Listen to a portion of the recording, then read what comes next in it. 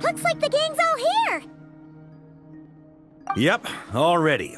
How about you two? Green and good to go? Paimon's ready! Great, let's get rolling then. Great. Well, first things first. Wait. Someone's here. We heard your footsteps. Although...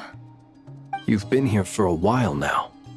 I take it you followed the Traveler, but I don't sense any ill intent in you. Come on.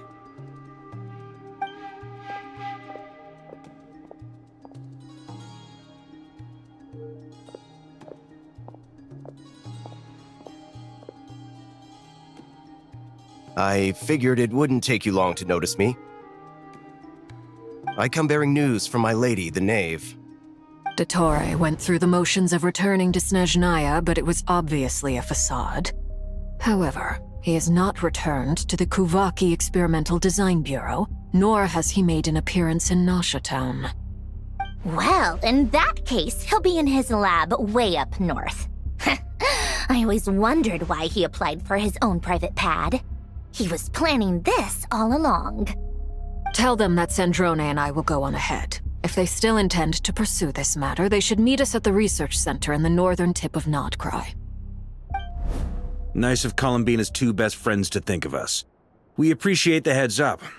Our sincere thanks to the Fatui for your aid.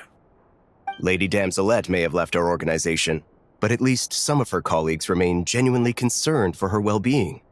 Not to mention that the Doctor's increasingly cryptic conduct gives us great cause for alarm. We have crossed swords many times before, but it's not personal. We're just on different sides. We don't lack humanity. And so, as fellow friends of Lady Damselette, it's only right that you should be in the know about this. Arlecchino's situational awareness has saved us a lot of trouble. I'll leave the map here with you. If you do decide to head to the research center, please proceed with caution. And remember, at least while you're in Nodcry, Lady Arlecchino's subordinates are your comrades if you want them to be. This is very accommodating of you. We can't thank you enough. Just doing my duty. I shall take my leave now. If you need us, you'll find us at the Experimental Design Bureau.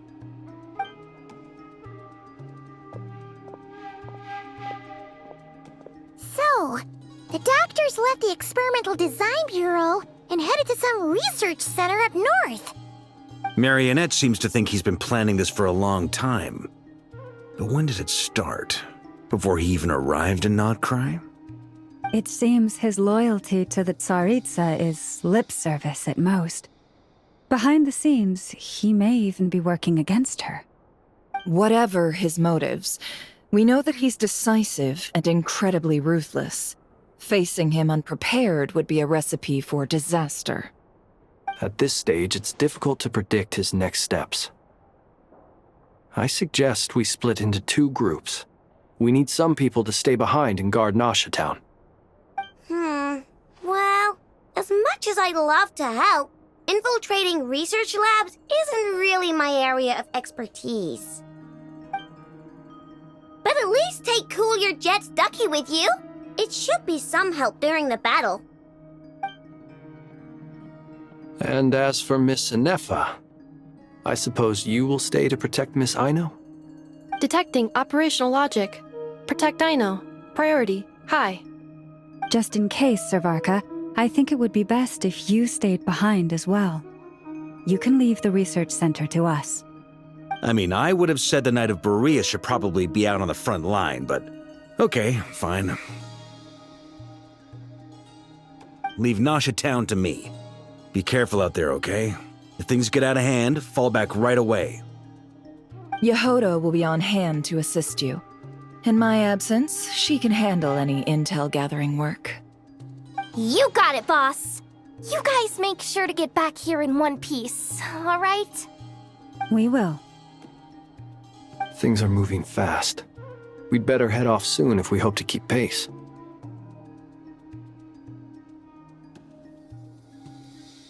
So, it's infiltrate a secret research facility, or... Yeah, all right. Paimon will help out here instead. Sounds like it's gonna be a pretty intense fight. We all have to bring our A game here.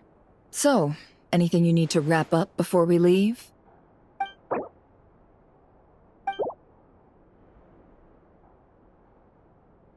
Then you'd better get going. Very well. Someone got here before us. Could it be Arlecchino and Sandrone?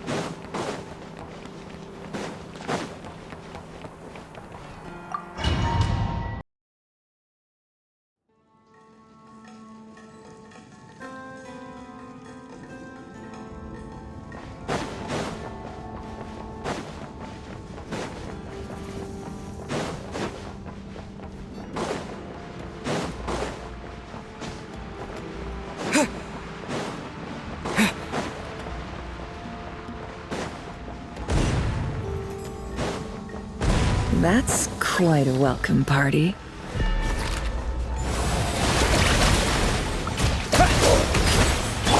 Be silent.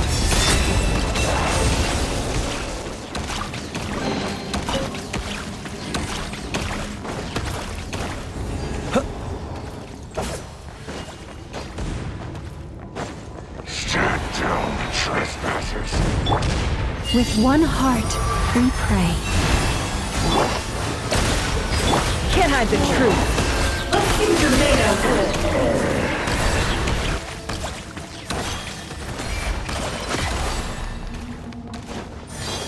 Get back! I said get back! Do you hear me?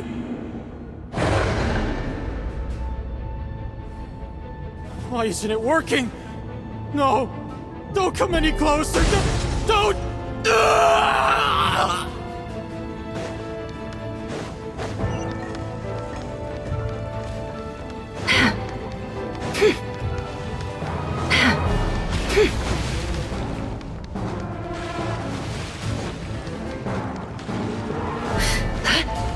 It all adds up. No more lies. Seek within. Observe. Do you fear the dark? Be silent. Observe. You poor souls. May your spirits find peace. Grab that key on the ground. We'll probably need it at some point. Close your eyes.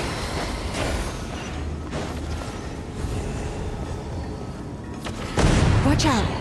There's no way through. Let's go around.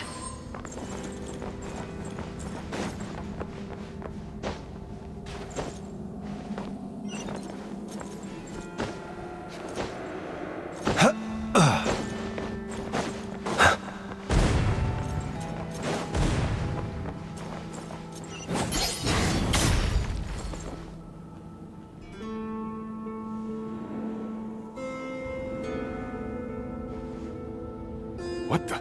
Trespassers? Here? What's wrong with you people? We're looking for the doctor, and we understand he might be here. I see you're fleeing the facility. You looking to settle a score with the doctor?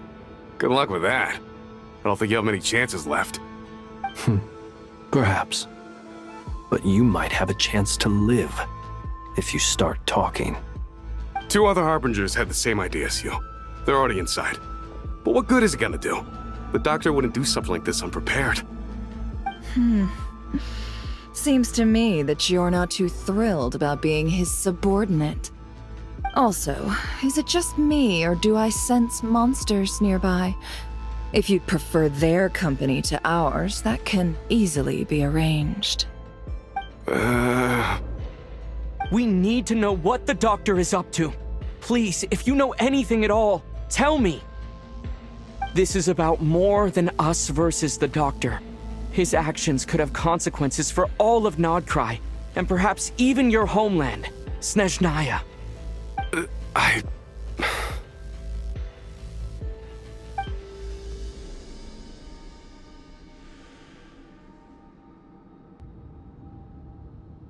He's building something. Ambitious doesn't even begin to describe it.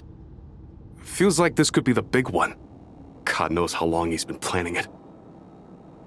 A while back, he told us he'd be returning to Snezhnaya. We weren't expecting him back so soon. This time he brought some gemstones with him, or something. 2 of them. The moon marrow spheres. He stole them from their rightful owner, Columbina. Oh, Lady Damselet? Last I heard, she left the Fatui. Before she went, she told us she'd finished what Her Majesty asked of her, and wished to focus on some personal matters. I remember thinking that leaving us might not be the best choice. I mean, I always looked up to the captain the most, and... Back when this all started, the higher-ups dispatched 3 units to Nodcry to execute their plan. They were led by the Doctor, Marionette, and the Damselet, respectively. I was a part of the Damselet's unit to begin with. She never really interacted with us much. In fact, she seemed sort of detached from everything. Not because she was distracted, just felt like she was indifferent to the world around her. Like she had no stake in anything that happened. She always seemed like she was staring off into the distance. Almost as if she didn't see anything worth living for in the present, so she had to look further afield. That's right. She always used to stare up at the sky. The Doctor used to stand nearby and watch her. Apparently they got along well at first, but somewhere along the way, she grew wary of him, started avoiding him as much as possible. After she left, everyone in our unit merged with the Doctor's. He's similarly indifferent to the world, except when it comes to the moons. He seems to have big plans for them. Right now, obtaining the 3 moons is his #1 priority. He even said if he can only get his hands on 2 of them, he'll create a 3rd one himself. How would he create an artificial moon marrow?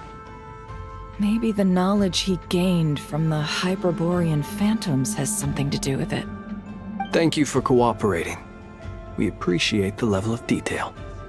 I get the sense that you'd serve under Columbina again if you had the chance. Would that be fair? No, she's no longer a Harbinger. As a member of the Fatui, my loyalty will always belong to the Tsaritsa. I'm only telling you all this because I don't completely trust the Doctor. His actions do not align with the goals that first brought us to Nodcry. I understand. We'll do everything within our power to stop him. The Knaves unit is based at the Kuvaki Experimental Design Bureau. Maybe you can seek refuge with them. Well, now we know what's going on here. Artificial moon marrow. He's likely well on the way to completing it. Dottore's technological capabilities are far more advanced than I thought. I fear this could get ugly. Everyone, prepare yourselves.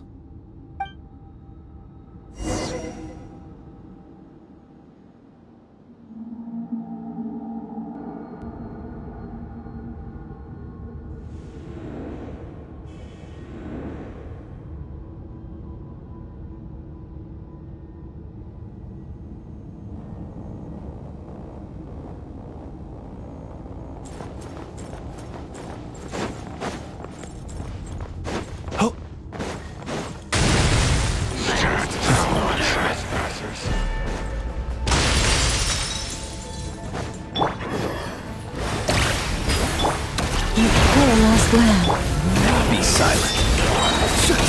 Fear the dark.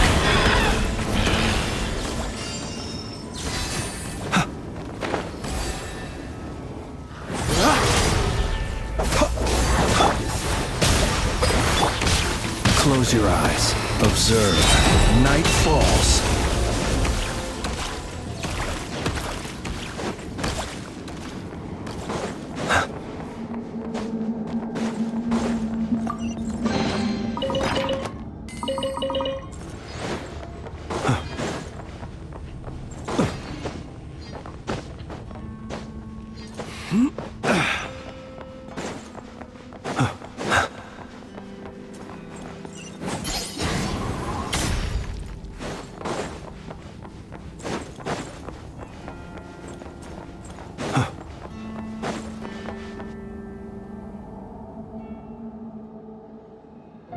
Welcome, one and all. I've been expecting you. I hope my humble research facility is to your liking. Yeah, we really appreciated fighting our way in through a horde of monsters. The gall! You expect us to believe you've just been patiently waiting for us? Of course I have. Should I be worried about something? Everything seems to be going quite smoothly so far, and you've shown up right on schedule. First Sandrone and Arlecchino, now you. Ah, quite a surfeit of guests I've had today.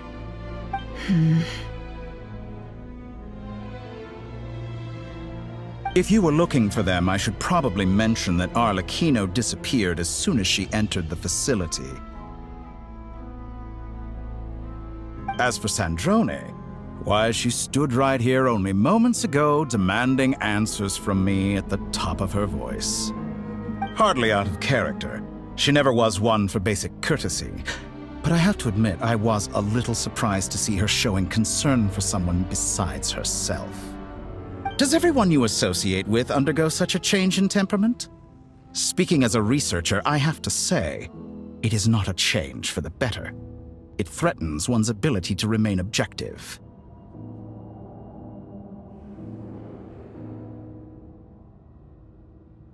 Well, since you ask... So you've got your hands on the moon marrow, and now you're claiming godhood. Don't you think that's a bit of a stretch, Dottore? I must protest what you are insinuating with that phrase, claiming godhood. I am not claiming anything. I am stating a fact. You're a researcher.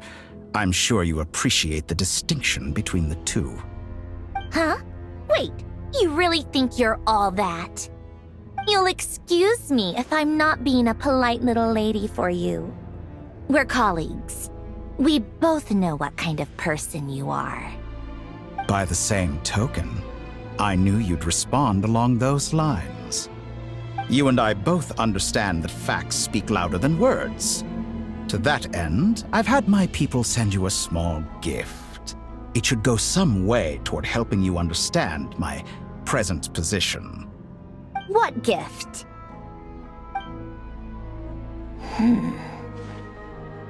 Where have all your troops gone? Who knows? Perhaps they are already marching toward a new world, following in the footsteps of an unknown god. As vulgar and arrogant as you may be, dear Sandrone, I have no intention of taking out my displeasure on your subordinates.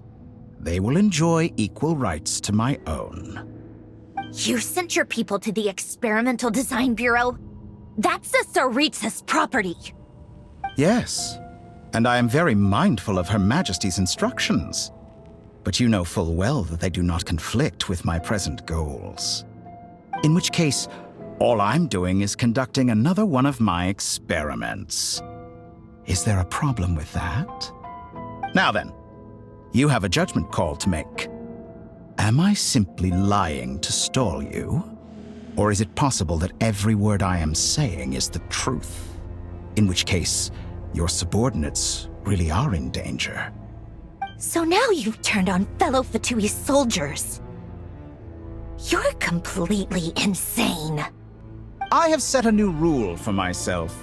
Each person gets one chance.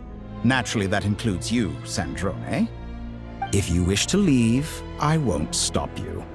We are colleagues, after all. Scumbag!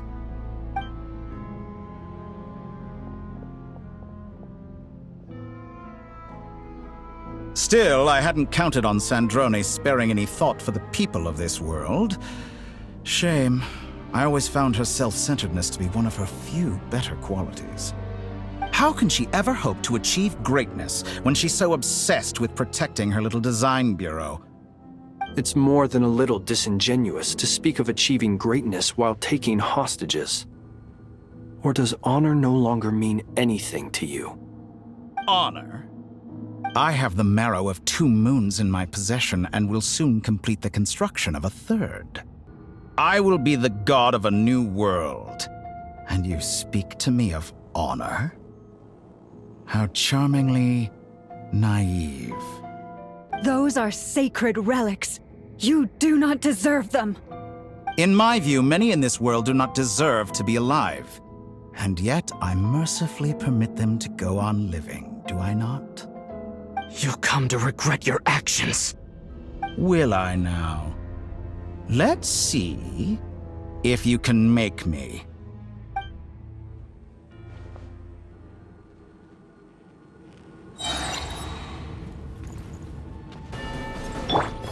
Wipe out! Beware the creatures of the night. Target acquired. Close your eyes. Observe. By the frostman of old, receive my blessing. It all adds up. No more Is that the lies. best you can do? Time to come clean. The deception ends here. It all falls into place. Be silent. Is this all it takes to tire to dust?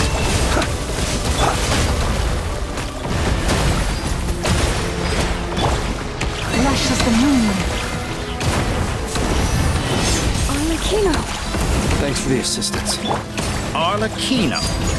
They see you as an ally. What a farce. You're clearly here to destroy my research, not me. I'd say your research is more valuable than your life. Am I wrong? Get lost. Night falls. Oh. Branches of song. Interesting. It all adds up. Shatter like a reflection. Your actions betray No your more lies. fear of me. It all falls into place. It all falls into place.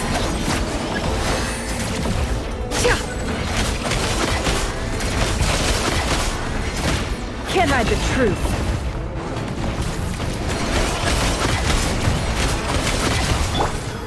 Water jet! Be silent. To dust. Close your eyes. With one heart, we pray. Leave no more lies. Is that the best you can do? It all adds up. Laid bare. You won't feel a thing. No more lies. How's this?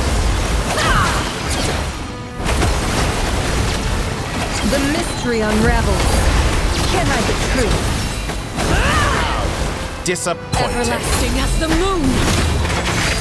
Transfixed! Observe.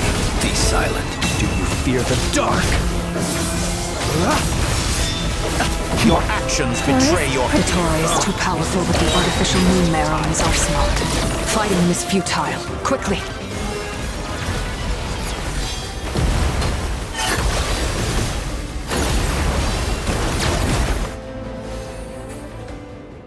Let's go. I've always thought it is wiser to flee than surrender.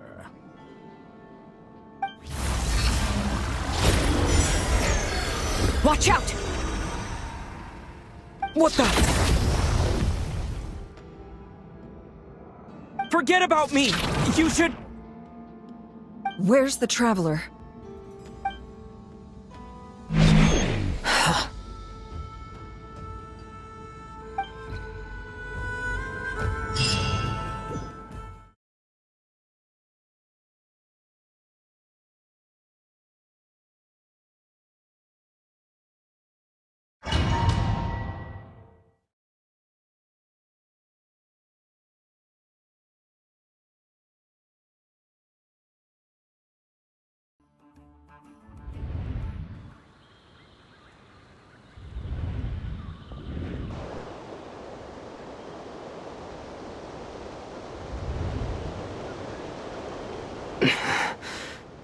What just happened? Nasha Town? How did I get here? Strange. I remember being trapped by Dottore during the battle. And now all of a sudden, I'm here. Something weird is going on. I guess I'll start by exploring the area. Huh? Traveler? What brings you here at this hour? Huh? What are you in the mood for today? A hot dog? Or something else? We've got some special discounts at the moment. Want to see the menu? Sorry, I'm not hungry right now. Ah. Well, feel free to take a seat for now. Let me know if you change your mind. Everyone seems to be acting normal. Am I just overthinking? Oh, darling, look who it is. One of our regular customers. Get the traveler something to eat, would you, dear? Wait, why is he talking like that? Well, I'd love to, but can't serve a customer unless they order something. Anyway, I take it your business is wrapped up? Yes, thankfully. It was a long trip, and it's left me feeling pretty exhausted. But the upshot is, I won't have to leave again for a good while. We can have some quality time to ourselves. Wait, these two are a couple? I see some kids around too. I didn't know they had a family. Hey there! I haven't seen you in ages! What's keeping you so busy? I've been looking forward to playing with you again.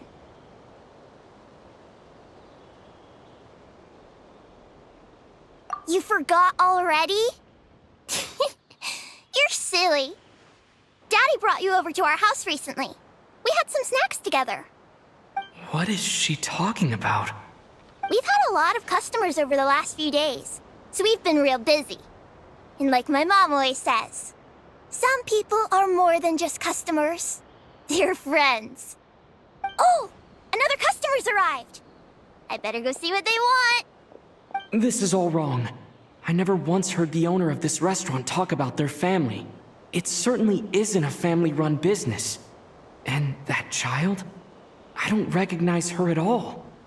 Could this be a false memory? Very good. I knew you had it in you.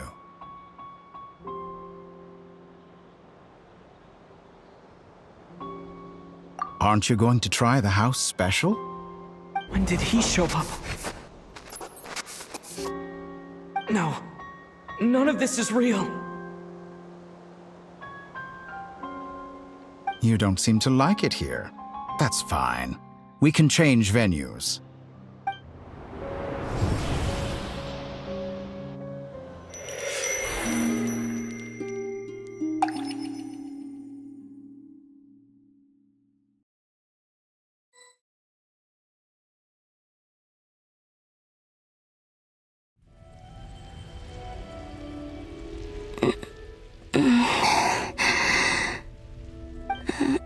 I'm still alive. Where is this place? It took all my strength to open the moon gate, and then I leapt into it. So this is the moon's reflection? The mysterious realm beyond the gate?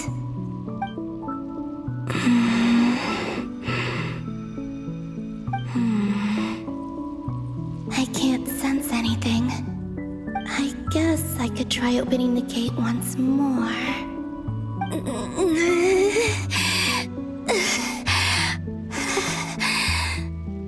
No response.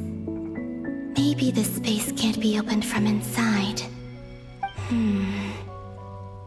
If this was the space that killed both Revier and his lover, then why am I unscathed? Or... no, I'm not unscathed. Even the air here feels frozen in place. There is nothing here with which I can restore my power. I should conserve my strength and proceed with caution.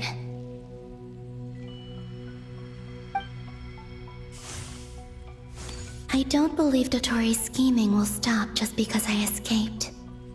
If there is any chance that I can get back to the others, any chance at all, I must return.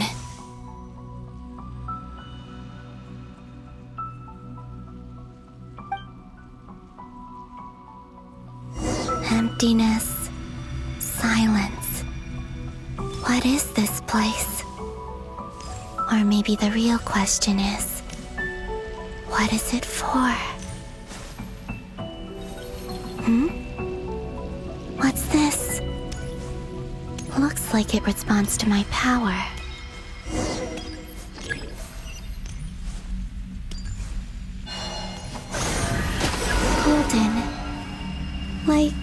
Kuvaki. Is it some sort of guide? And why does it feel so familiar? I might as well follow it.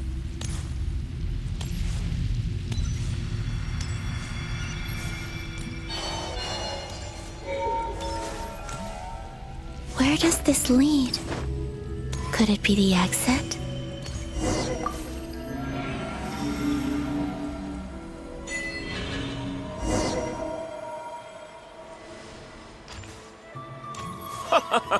Welcome home, Moon Goddess.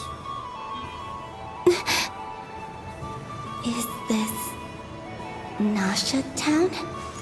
But isn't Moon Prayer Night over already?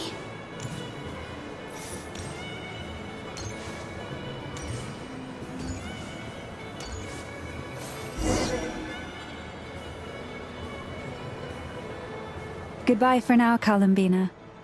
I hope you have a wonderful night. I will. Everyone else, and me? Are these my memories?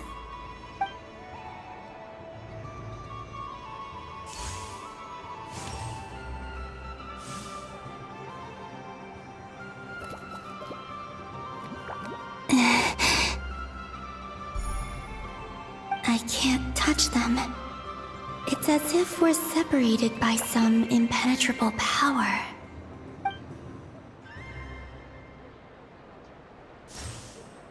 Over here! Over here!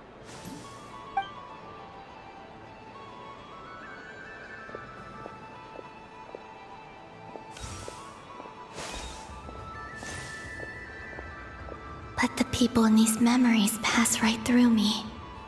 Just like when I disappeared.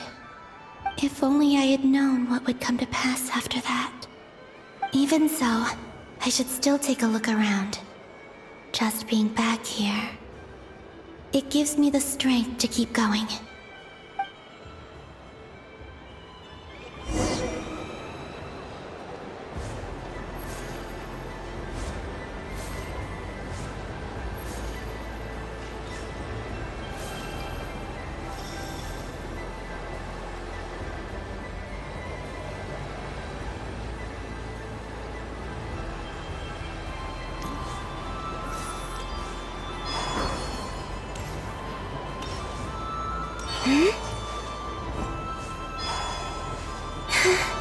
Welcome home, Moon Goddess.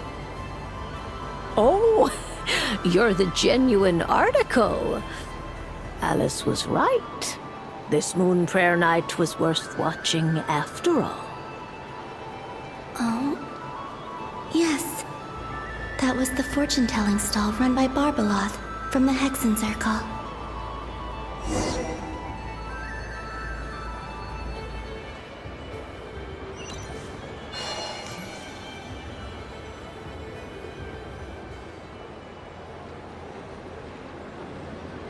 Please, draw the first lunar arcana. This represents destiny and is the foundation for the divination as a whole.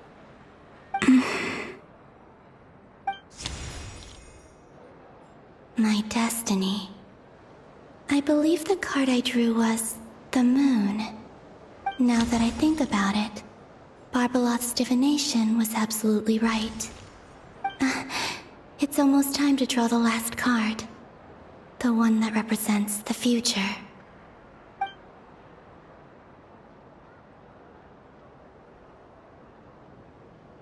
That was the card that popped out on its own. From here, I think.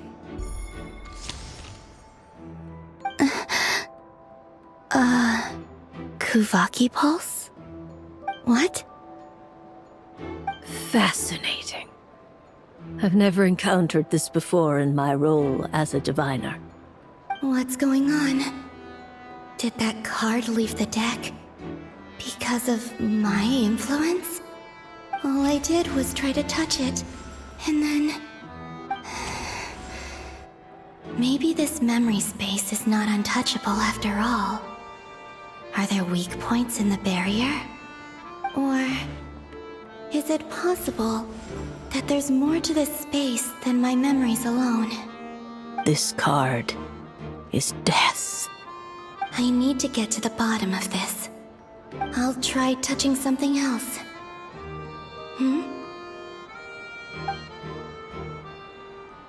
Is this the wind? No, it's gravity. It's pulling me outwards. No, Traveler!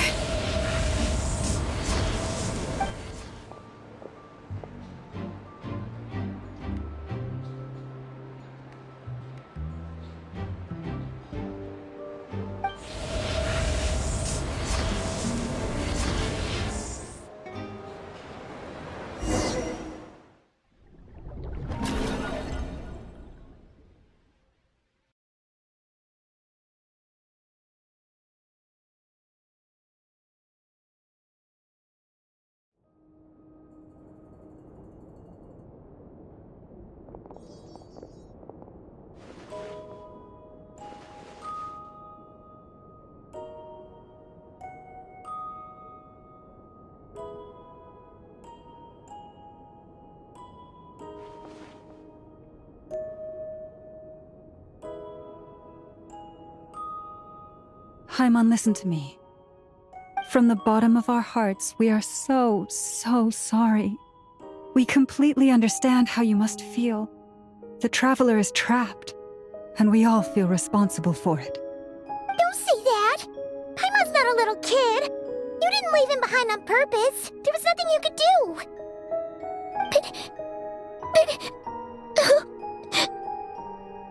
He's all alone in there! What if something happens to him? What are we gonna do then?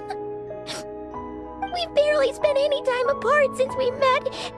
Is he gonna die? We must find a way to rescue him. We were all involved in the operation where he was captured, and we do not abandon our comrades. That being said, it won't be easy. Through conversation with the others on our return, we've arrived at a basic idea of what we're up against. Dottore's lab has clearly been in operation for a lot longer than we realized. We found many monster samples stored there. In all likelihood, they were materials he used to research his latest technology. We also know that through his contact with the phantoms of Hyperborea, he gained knowledge about the moons and certain Hyperborean technologies. Using this knowledge, he then fashioned an artificial moon marrow to serve as a replacement for the frost moon beyond the sky. Unlike Columbina, Dottore is not being rejected by Tevat. And even with 2 of the 3 moon marrows, his power far exceeds all of ours combined. Once his 3rd moon marrow is complete, Dottore will have completely seized the authority of the 3 moons. Tevat's most primordial powers will then be in his grasp. Does that mean... I'm afraid so. No one could have predicted this level of insanity, not even from Dottore. And unfortunately, his insanity is coupled with an intellect and ambition that not even his peers in the Fatui can match. This is dire. Sounds like the world is done for. The 3 moons' authority can influence the very fabric of time and space. I dare not imagine what a monster like him would do with that kind of power. The trouble's already begun, I'm afraid. On our way back, we discovered that part of Nodcry is being enveloped by an unknown energy. We cannot ascertain what is happening inside. I'm convinced this is Dottore's doing. Not that there's any way to prove it. The issue is, we have no idea what his intentions are. The only thing more frustrating than facing down evil is knowing that it will surely come, but not knowing when. The Doctor is guilty of numerous crimes at Mondstadt as well. One of our knights, well, former knights, his father was murdered by Dottore. His ideology and methodology are a danger to everything in his path, from individuals to entire nations. He does not feel guilt, even when he acts against his own people. He doesn't see them as his own people, that's why. People like him see everyone else as beneath them. Right. He views other people only in terms of how they can benefit him. That's the basis of all his social connections. Granted, he's hardly the only harbinger to pursue their own interests. We all do. And Her Majesty is gracious enough to permit it. Still, her mercy has its limits. Dottoro's actions have gone beyond even what the Fatui could have imagined. Usurping divine authority to become a god. For a servant of the Tsaritsa, that goes beyond being disloyal. It's treason of the highest order. We can't expect him to heed the Tsaritsa's will once he gains the Three Moons' authority. Even we Harbingers consider him the most self-interested among us. Poor Traveler. Of all the people to get caught by... We have to go save him right now! Please! We gotta find a way! Paimon, I promise you, we are with you all the way. I get how you feel. I do. But it's gonna take more than strong emotions to take down an enemy like Dottore. What we need now is more information. Right. We can't even guarantee he's still at his research center. Before we can think about mounting a rescue operation, we need to confirm the Traveler's location. I'll find a way. Paimon knows, but... She's so scared. If anything happens to the Traveler... He might be the strongest person Paimon knows, but he's still human. He feels pain and bleeds just like anyone else. Then think things through before you stick your neck out. Unless you want to lose your head. Sandrone. Miss Sandrone, you're okay? Put the stuff over there, and be gentle with it. Am I okay? As you can see, I've had to move my whole livelihood out of the Experimental Design Bureau. It's been swallowed up by Dottore's energy field. If I'd left it any longer, I probably would have gotten stuck there. Ugh, Dottore always goes a little loco when he finds a shiny new toy. Not that he'd ever admit that. But this time, he's gone full psycho.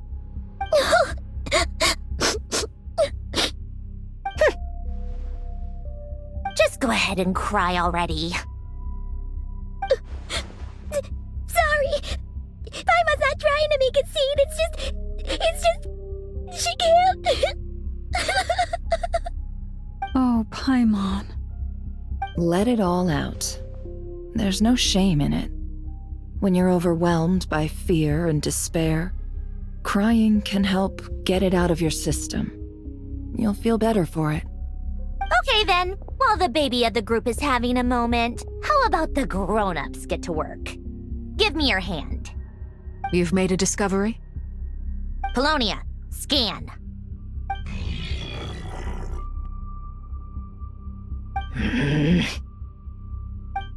You, hand, now. Oh, I thought you'd never ask, my lady.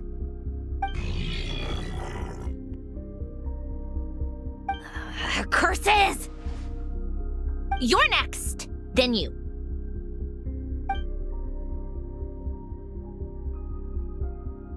Dottore, you son of a... He's done something to us! Everyone who entered his research center has been implanted with some sort of curse. I don't feel anything unusual at the moment. Does that mean it hasn't activated yet? Is there a way to figure out its purpose and what might trigger it?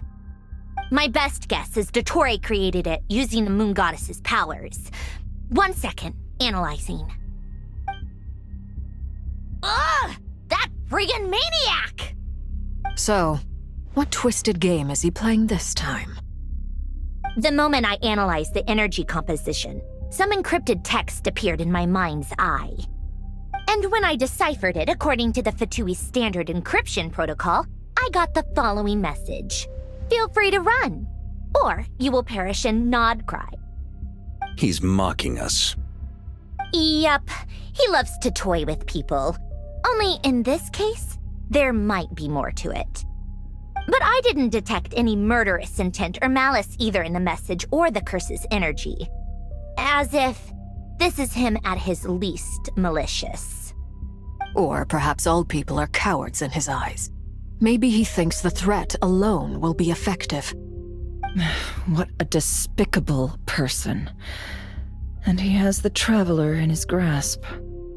If I may, as unhinged as Dottore may be, he has always exercised great patience with the objects of his interest.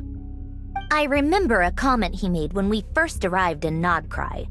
He said, "This world is, on the whole, an exceedingly dull place.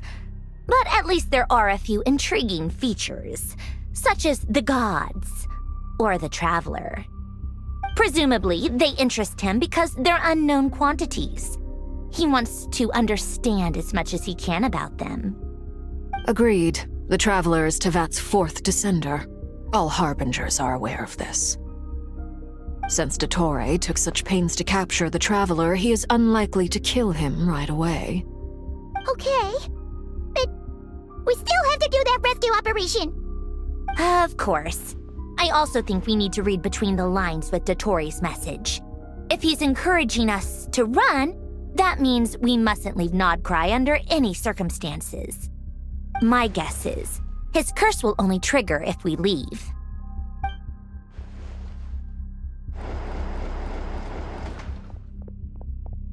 We've discovered multiple energy fields. Albedo is still attempting to analyze their structure. He told me to report back first. Each field is slowly growing, swallowing up more of the surrounding area in the process. And the pace of their expansion has increased since we first examined them. He's probably trying to swallow Nodcry whole. His nefarious ambition knows no bounds. If this continues, the whole of Tevat will be in trouble, not just Nodcry.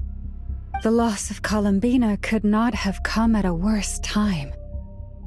Do we think she's truly gone for good?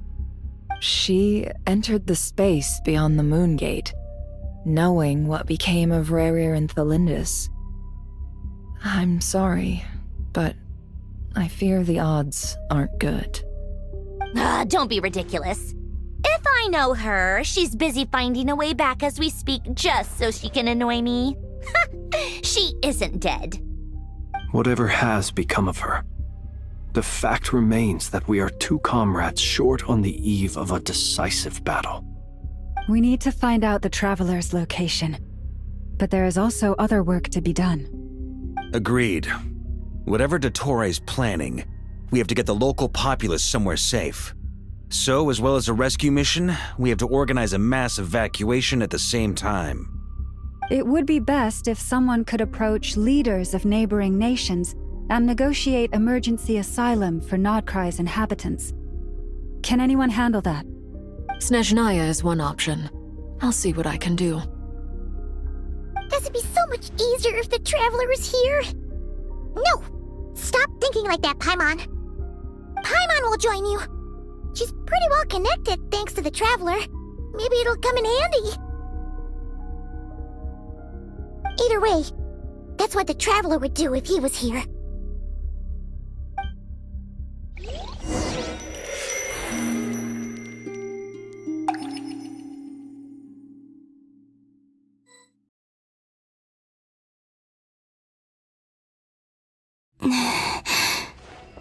Back here again. That gravitational force that pulled me back. Is this where it came from? When I saw that memory of Moon Prayer Night, I think I influenced reality. Was it just a coincidence? Or... if only I could have sent the others some kind of warning on Moon Prayer Night. Maybe we could have stopped Dottore. I feel so heavy. Does entering that space consume a lot of energy? Well, even so, I have to keep moving forward. Back to emptiness and silence again. I should try and find my way back inside that memory.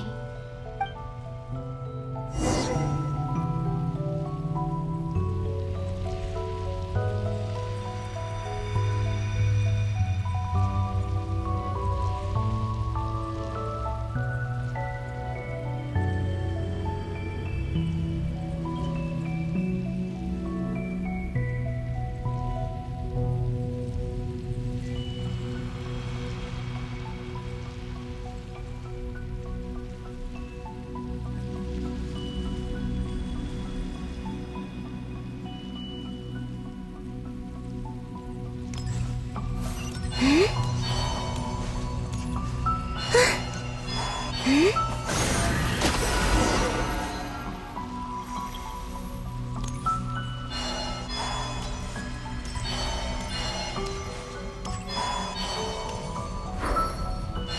entrance from last time isn't showing up. What am I missing? Looks like I need to gather these scattered fragments.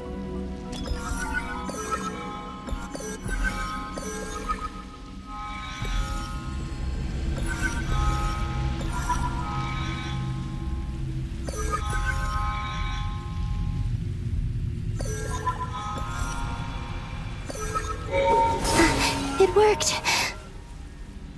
Hopefully I can stay inside for a bit longer this time.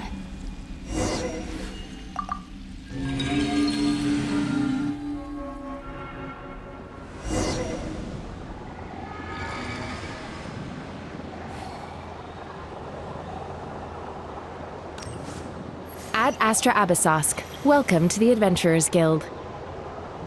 What? This doesn't look like Moon Prayer Night.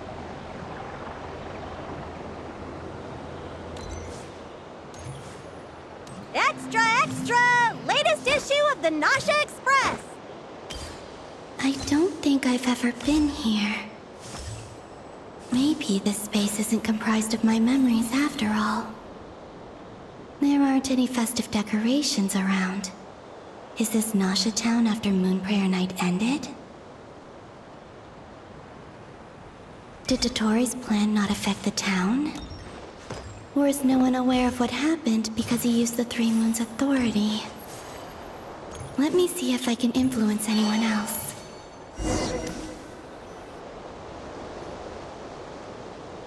So, what do we do next? Wait, that voice. Paimon? The most important thing right now is to find that mage. Lauma the Traveler and Mr. Varga are here too. I'd better go pay the Fatui a visit. Traveler!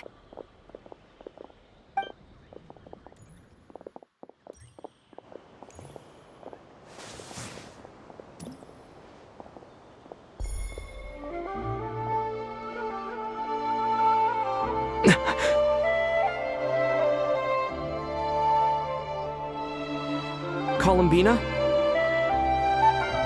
I made contact. It's me, Columbina. Huh?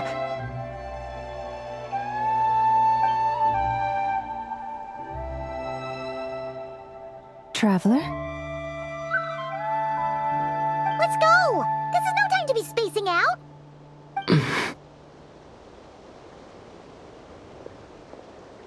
Huh? Wait a moment. This has happened before. Huh? This is what happened when I disappeared. I stood right over there, thinking that no one would ever find me again. It was only when he called my name that I decided to follow them. But did he turn around because he sensed my touch just now? Is it really possible that from in here, I can change the past? If I keep following them, maybe... Huh? It's that gravity again.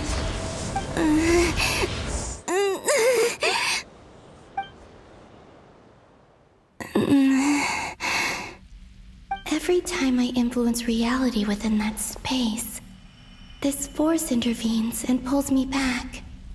It's as if it's trying to stop me from leaving.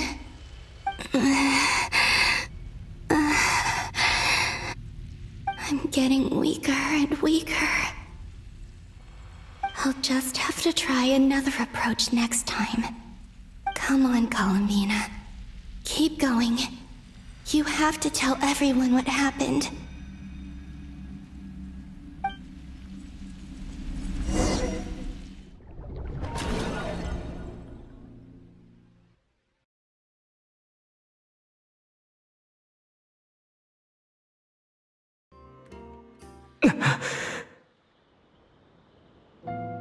Suddenly, I've been plunged into darkness.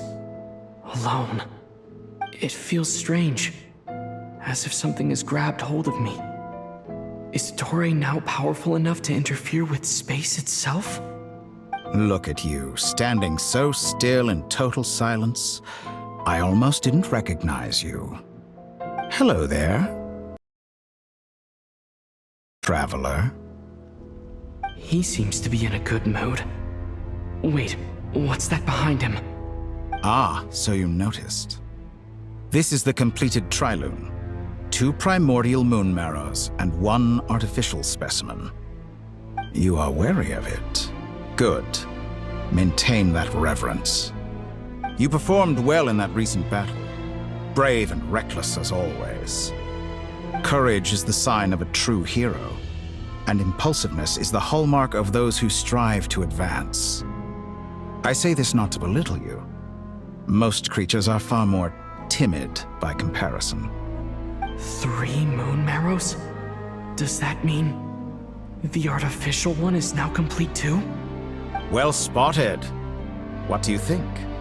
For a replica I built myself, I dare say it looks the part.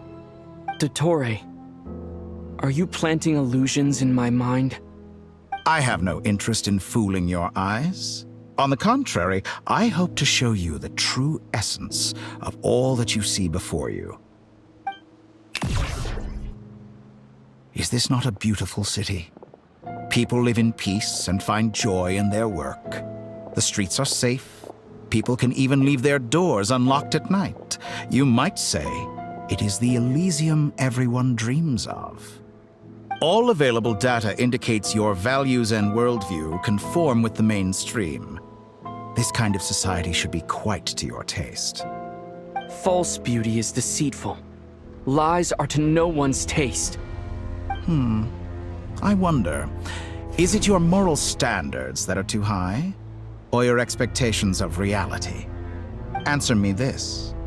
If someone existed in a sweet dream from the moment they were born, a dream in which they never once felt pain, which do you think they would consider superior? The dream or the reality? That's pure sophistry. It has nothing to do with your actions. As I suspected. You have yet to understand all of this for what it really is. What do you want from me? You sound impatient. Do you think the only reason I'm keeping you is because I want something from you? If it's not, then why haven't you killed me yet? No one can stop you if you're as powerful as a god. I'm delighted you recognize that fact. I believe we last squared off in Sumeru. Ah, the memories. How time flies. You and I have both grown. I'm not surprised that Arlecchino and Sandrone worked with you. You've always a way of slowly but surely ingratiating yourself with all levels of society. People laud you as a hero, but I suspect there's more to it than that. Oh, but to be clear, I don't say that to flatter you. Do you always give your opponent an appraisal before you deal the final blow? Call it a long-time habit. I'm a researcher, and one of my duties is to give an objective assessment of my subjects. But you misunderstand. We are not opponents. Not at this moment. I just want to talk. Think back to Tartaglia, Arlecchino, Capitano, Colombina, and now even Sandrone.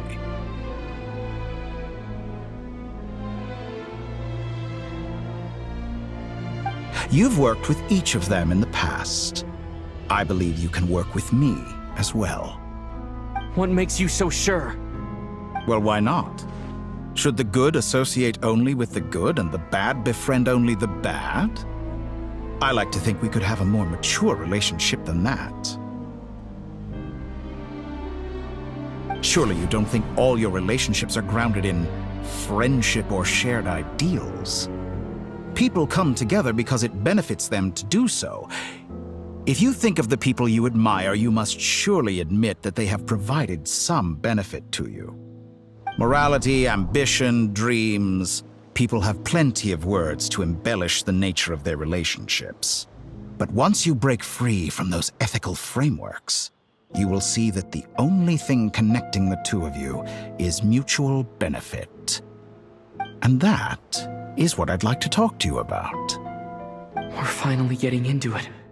He's probably been planning to kidnap me for a long time now.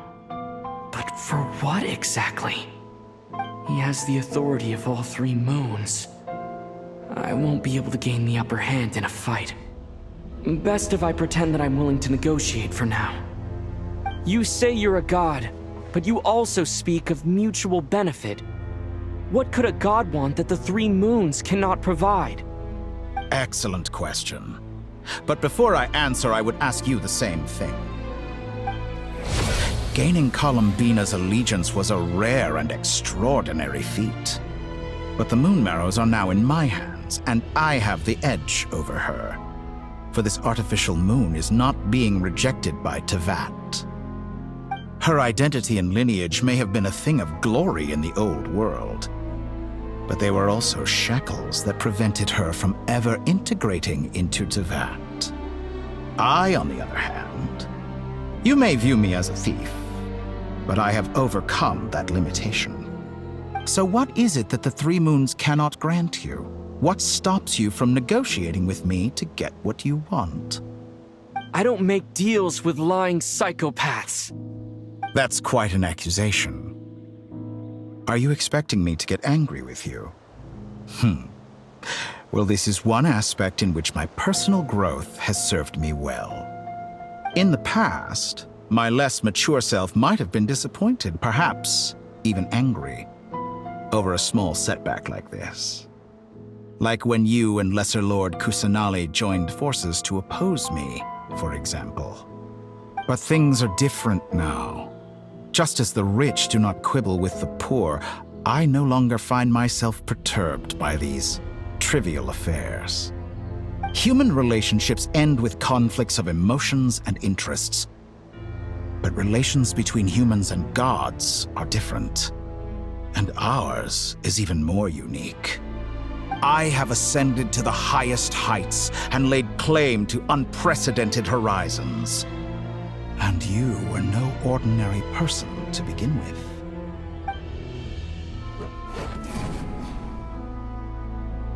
Allow me to show you the world, Descender.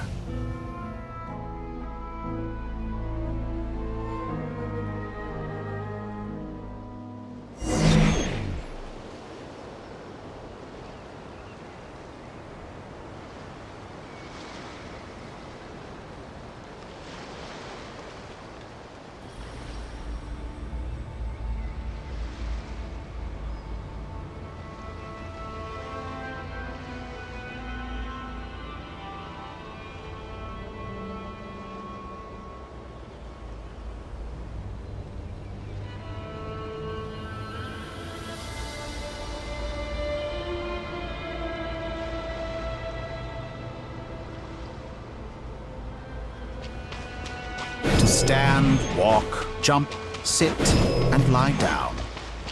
These are the most common of behaviors. Have you ever wondered why we were born following such laws? Who stipulated that we could not fly instead of walk?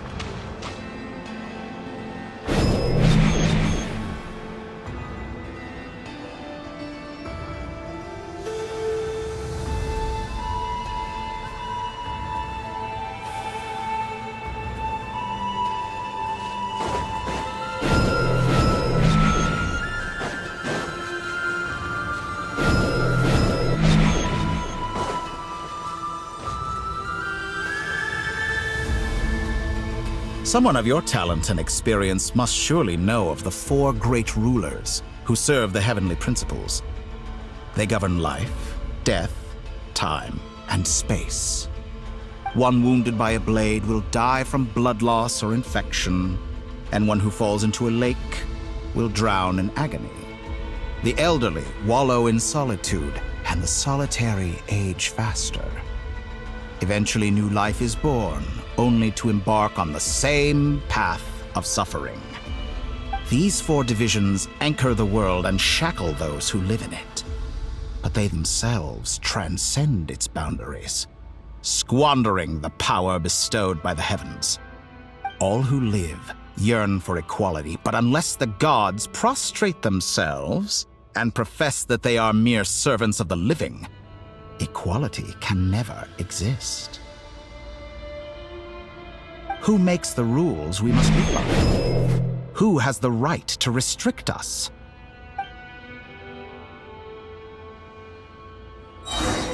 The limits of the body can be rejected.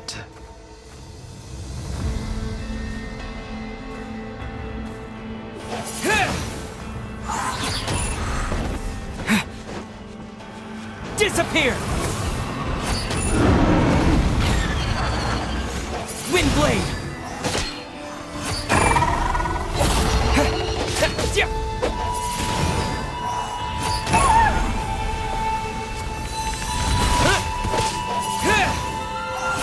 How does it feel to be among those with absolute power? You cannot conceive the extent to which your flesh hinders your mind and spirit.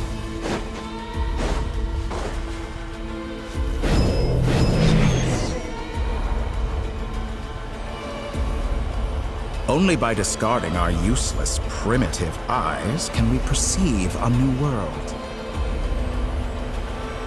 How narrow-minded we all were in the past. Why should the final answer of the world not be the power that predates those of life, death, time, and space? The power of the Trilune. Through it, I have glimpsed new experimental possibilities. Nature suppressed, authority exiled, souls controlled.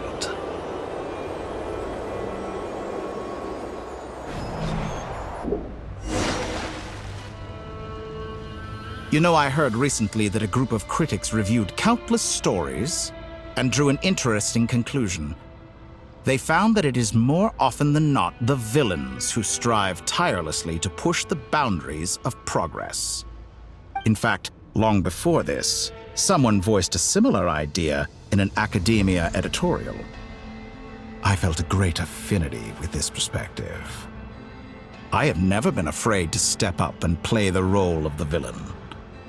Fanatics are trampled down for their transgressions, and those who transcend are rebuked for their audacity.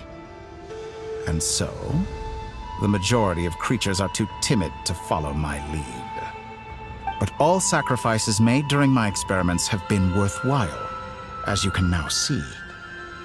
I can offer you something new, something unique, precisely because I am a villain. Think about it. We are eternally bound through mutual interest. Can you truly say you would never turn to malice if it could give you the life you dream of? After all, what value do perfection and purity really have? They are fragile and feeble things, utterly tedious. I say, better to be governed by a flawed humanity than a gnosis. The true seeker of knowledge is the villain who undergoes countless tribulations in pursuit of their goal. I'm sure many people have told you that you're different. Because I'm a descender? Exactly. Very clever. But what has that got to do with you? I do not conceal my wicked deeds, my selfish desires, or my greed. A true researcher must act as I do if they are to understand and speak of the truth. And yet, a knowledge seeker like myself will inevitably grow tired of studying Teyvat beyond a point. You have traveled to all corners of the world and met many people. Along the way, there have been moments when you were misunderstood or even became a wanted criminal. And all the while, you have spent your days doing some of the most mundane jobs in the world. You fight and toil, claim minuscule rewards from my friend Pantalone, then you fight some more, winning some battles and losing others as your search goes on. And this cycle continues, with no end in sight. Surely you must sometimes grow weary of being stuck in this same loop day after day. We're completely different. I embrace everything that life throws at me. I am engaged in every step of my journey. How does that make us different? I too embrace what life brings, researching everything that interests me. Think of all the novel things I've managed to create, like the artificial moon marrow. Don't you see? As unique a specimen as she was, even Columbina is not irreplaceable. Take that back! She's gone because of your actions! I didn't say that to anger you. Though admittedly, I don't see what there is to be angry about. Anything Columbina could do for you, I can do better. I know what your ultimate goal is. You wish to walk the path your sister walked, and seek answers from her at the end of that journey, don't you? Someone like you could never understand what it feels like to care about another person the way I care about her. Perhaps not, but that doesn't mean I can't help. I could find your sister right now, bring her before you, and make her give you the answers you seek. Don't be so presumptuous. You'll never begin to understand the situation between us. Oh, no. This is no presumption. I'm only offering what I know is possible with the power of the Trilune. But it seems like you would sooner continue with your journey through this world. Why? Do you truly desire this journey? Or is it simply a necessary process from which you cannot escape?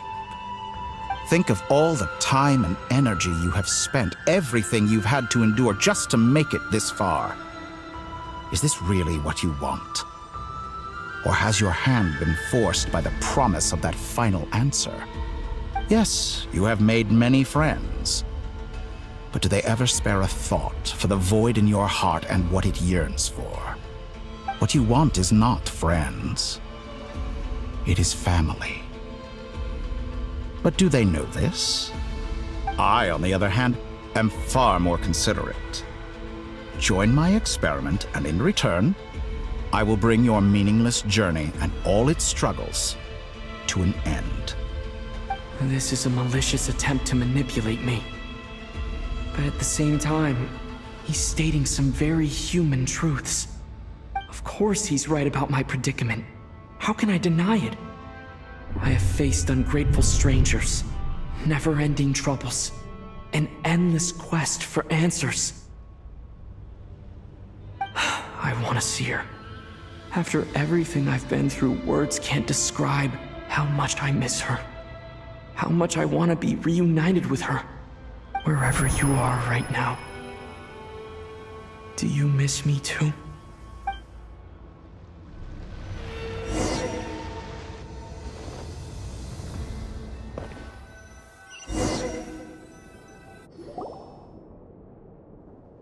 All right, everyone.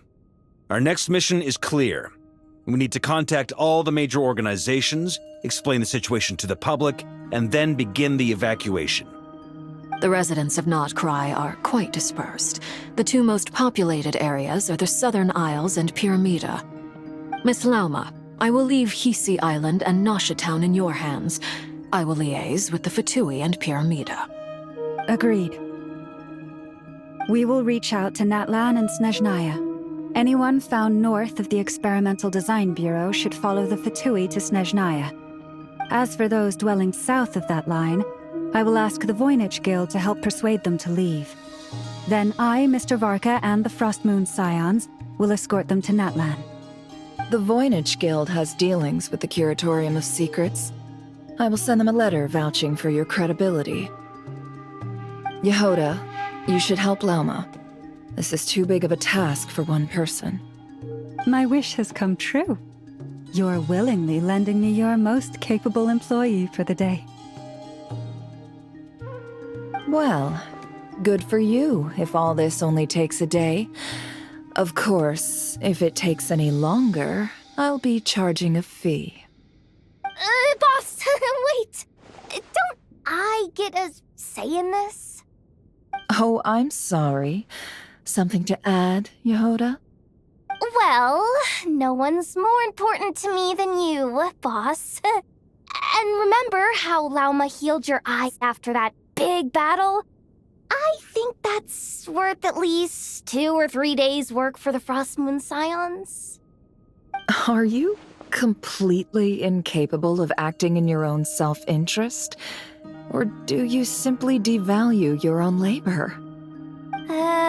Are you sure you don't want to come with us? Who will see to our other work if we're all busy evacuating residents? Sandrone insists that Columbina is still alive, and we have a traveler to rescue. There's much to be done. But boss, I'm just worried that... Well, Nefer, I'll link up with you once my tasks are complete. What makes you think I'd need you to do that? I'll need it. And considering the way you approach certain matters, I think you'll be better off with me present. That's quite enough. Just focus on your work first. I bet we're in for an uphill battle here. But we can help out too. Inefa and I are gonna help Nasha Town's residents carry their stuff. Loading schedule. Store essential local research data and technology samples, then escort the people to Natlan. Understood. I will execute this to the best of my abilities. Great stuff. Thank you, ladies. I've contacted the Lightkeepers. A colleague of mine will join us shortly. I will persuade them to conduct a thorough search of the region to ensure that no civilians get left behind. As for me, I guess I'll be making an early return to Sumeru. I think it's important that someone informs the Dendro Archon of what's going on in Notcry. Roger that. Someone should inform Mondstadt, too. Mr. Duran, can I trust you to handle that? I think you fly faster than any of us can run. As an added incentive, get there fast enough and I'll see about getting your gliding exam waived. Really? Ha! Mission accepted, sir! I intend to stay behind and help Miss Sandrone with her research. She has some alchemy-related questions that she'd like me to explore. She recognizes your expertise, then. I wish you a fruitful collaboration. Thank you. In truth, I was surprised to hear her express an interest in subject matter outside of machines. I believe she has been investigating some Fontanian technology recently. She made a point of bringing the relevant materials with her when she left the Experimental Design Bureau. She's sorting through everything in her room as we speak. I should mention that we have one other friend who isn't present. He hasn't made his position in all of this clear. But if we know anything about him, he's likely investigating on his own.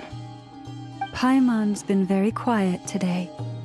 But I know how close she and the Traveler are with the Natlanese. She should come with us to the border. Okay. Paimon will do her best. Make sure to heed Sandrone's warning. Many of us have been cursed by Dottore.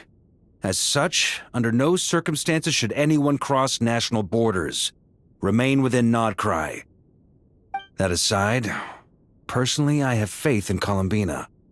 Things look grim, sure, but who knows how it'll play out. Same goes for rescuing the Traveler. Both of them are important allies and friends. We'll be counting on you to gather intel on them, Miss Nefer. Oh, wonderful. You're all here.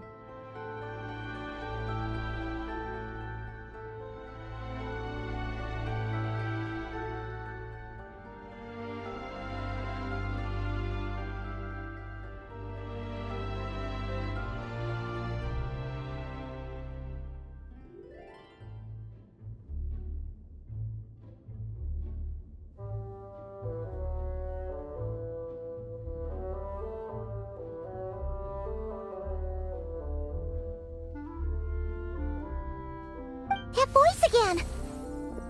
Nicole? Whoa, that was loud! And it came out of nowhere. So mysterious. Sorry, this is the only way I can speak to you all right now. Please accept my apology. Anyway, time is short. I'll cut to the chase.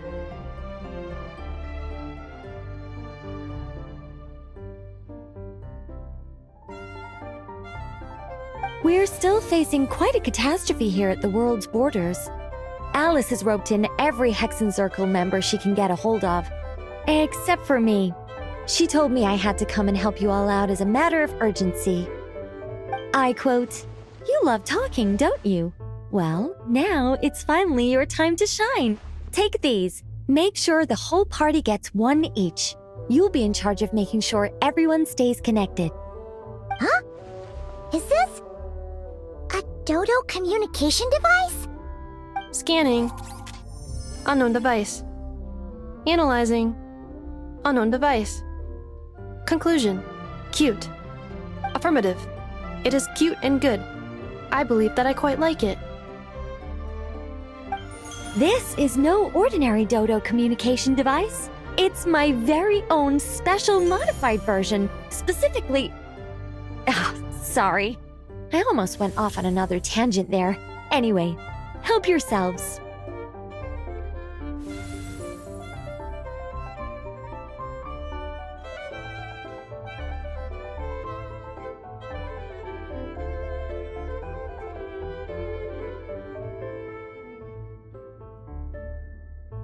It will allow us to communicate over long distances within Nodcry. No more worrying about shuttling messages back and forth. What astounding technology.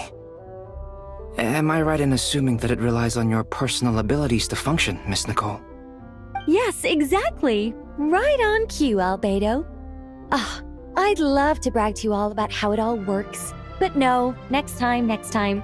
Anyway, I'll be right with you all, serving as a communication hub. That's all from me. Head off as soon as you're ready. I'll be staying here to keep watch, and I'll be sending you my blessings.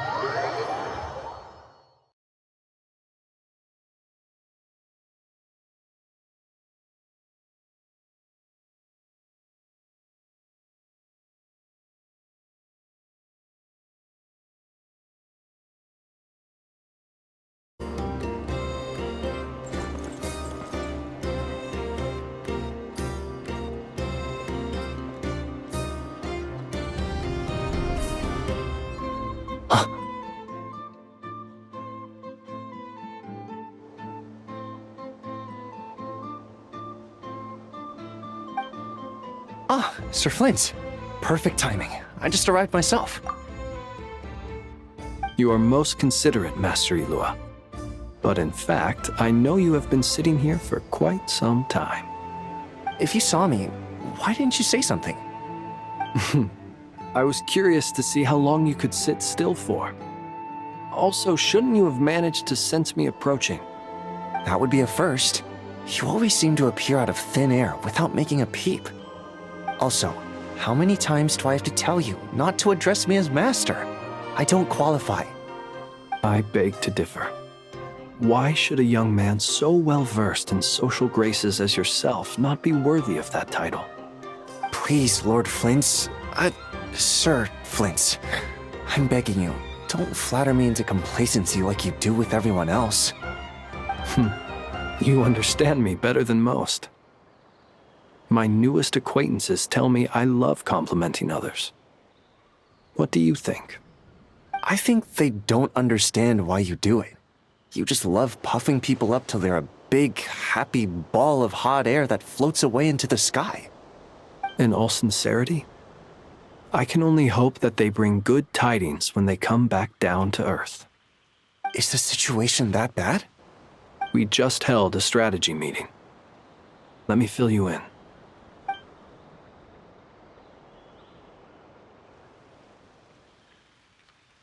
In short, we need everyone gone from Pyramida. We also need a team of Lightkeepers to scour the more remote regions of Nodcry for civilians to evacuate. I only hope we have enough personnel. We do. Old Man Nikita will definitely help, and we can recall anyone out on patrol to focus on this instead. Good. I'm sure you and the others will make short work of this. Now, don't forget, once you've completed this task, make sure you and the rest of the team evacuate to either Snezhnaya or Natlan as well. Flint? If you've got something to say, Master Ilua, why not guess what I'm thinking right now? You mentioned that you have something else to deal with later. How difficult is it going to be? I doubt it will be easy. I know you're a Lightkeeper, and it's your duty to protect others in times of crisis. But I have a feeling that you'll be walking into grave danger. However bad things have gotten in the past, Nodcry has never faced a mass evacuation before. But from the sounds of it, you don't intend to come with us. I don't mean to pry, and it's probably none of my business. But whatever it is you're intending, you don't have to go through with it, you know. I've been afflicted with some sort of curse, and I'm told it may well trigger if I set foot outside of Nodcry. As such, I cannot leave. I have to act, if for no other reason than to fight this curse. What? No. Why? Why would anyone want to curse you? There are plenty of people out there willing to trample over others in pursuit of their own goals. Frankly, Sir Flint, I am furious. You're making light of what is an incredibly serious situation. Indeed I am. And? And what? I told you, I'm furious about this. Nothing I can do about it, I'm afraid. Things happen, and we just have to deal with them. If you find yourself feeling angry, perhaps start by drinking a big glass of water. Hey, you mean you're completely unmoved by my anger? I'm devastated. Then allow me to express my sincerest regret. Come by the lighthouse sometime. We'll catch ourselves a few fish, have a little barbecue, play some cards, and bask in the sun. Maybe I need to spell this out. Lean in a little, Flint. Oh my, this doesn't bode well. Word is that you were caught up in a real horror show recently. People were amazed that you returned safe and sound. They've been debating whether you're even human. I've returned safe and sound from plenty of crises. When you say people, do you mean other people? Or do you just mean you? Fine. I'll be frank. You're not human, are you? Heavens. Now that's a horrifying thought. You know what? Forget it. We'll revisit this once it's all over. A sound plan. Albeit a little ominous sounding. Just promise me you'll come back in one piece, all right? For you, Master Ilua. How could I refuse? Also, please pass my regards on to our colleagues. Tell them, thank you all for your assistance. Please put safety first as you proceed with the operation.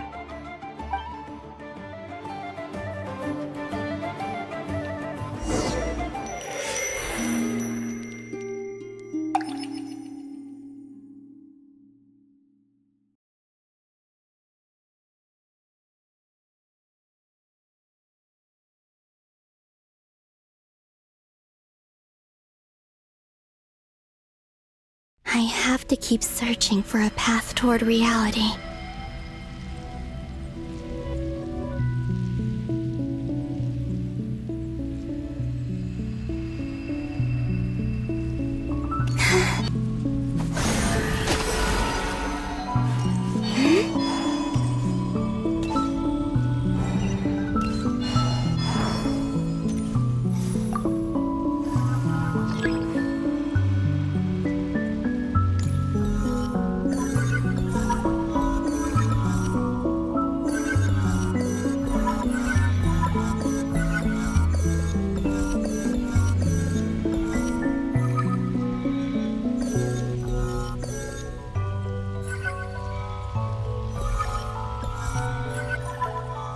this should do it. The last 2 times I tried to influence reality in this space, it consumed a lot of Kuvaki. I'll try and be more careful this time. I need to leave key clues behind using less power. I hope everyone still remembers what I said on Moon Prayer Night.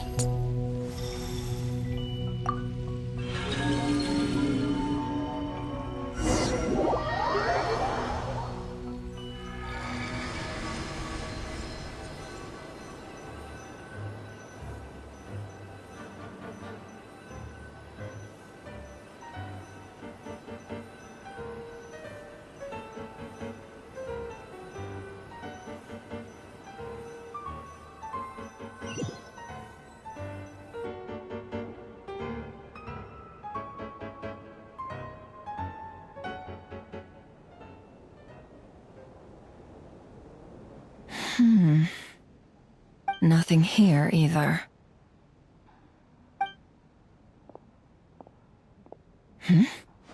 Flints?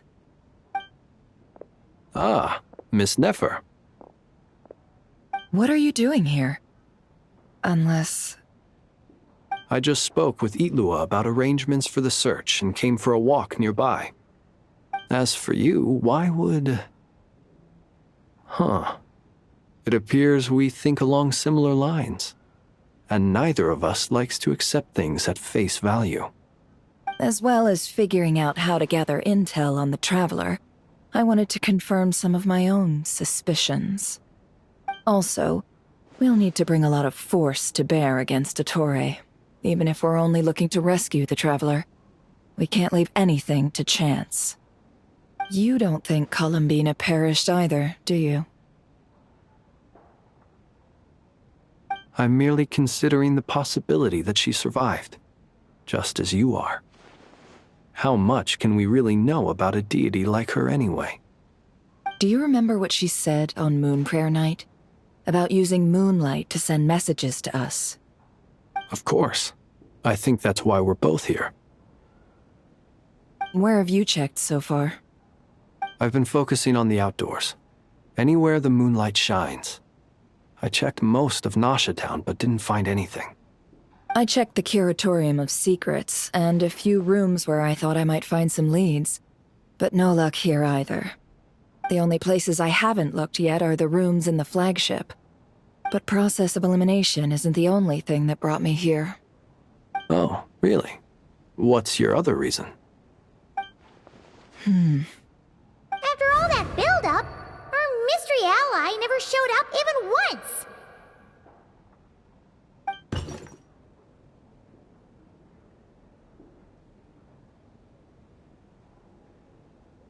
Huh?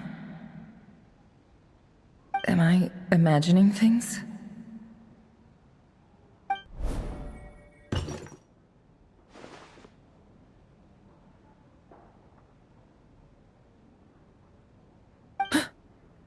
Come on, let's see what's going on. Oh no. I knocked over a vase as soon as I came in. It must have been caused by a Kuvaki fluctuation when I entered the space. Although, it seems like I'm not about to be pulled away this time. It looks like as long as I'm careful with my actions, it doesn't count as influencing reality. Anyway, is this the flagship? The Traveler mentioned that's where he was staying. I only went into the lobby last time, so I've never actually been here before. How does this space work? If nothing else, I can now be sure that it is not simply memory. He mentioned where his room was. I think it's this one.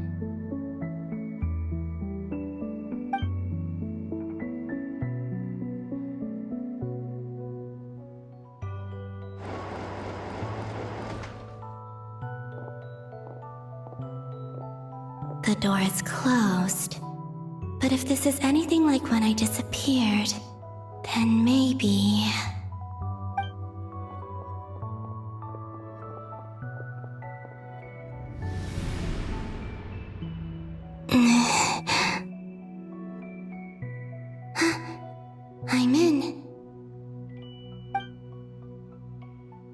and Paimon aren't here at the moment. I hope he's okay. I wonder what happened to him after that battle with Dottore. Best not to dwell on that for now. I need to try and leave them some clues.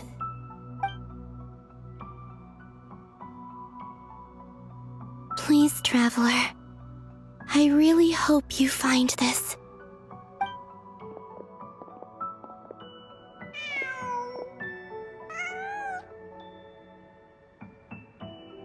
Huh. Just a cat. Nothing else here strikes me as noteworthy. Didn't you stay here for a couple of nights once? Before Rerir showed himself, yes. It's also where the Traveler and I first met. Did you notice anything unusual during your stay? I remember thinking how much noisier the flagship is at night compared to the graveyard. Other than that, no. Traveler and Paimon were most congenial neighbors. This is where they've been staying, yes? Over here? That's right. I wouldn't usually condone breaking and entering, but we can make it up to them later. Focus now. I have to write a message on the wall using Kuvaki, just like I said on Moon Prayer Night. Simply open your windows on nights when the moon shines bright, and the moonlight will naturally flow towards the words I have written. Here goes. I'll need to carefully control my strength.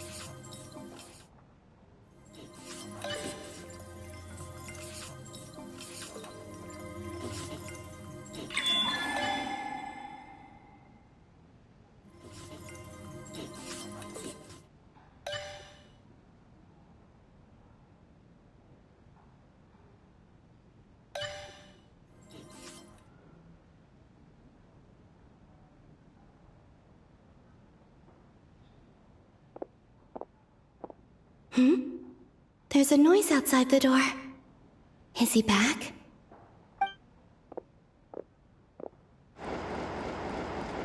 Please, you have to see these words.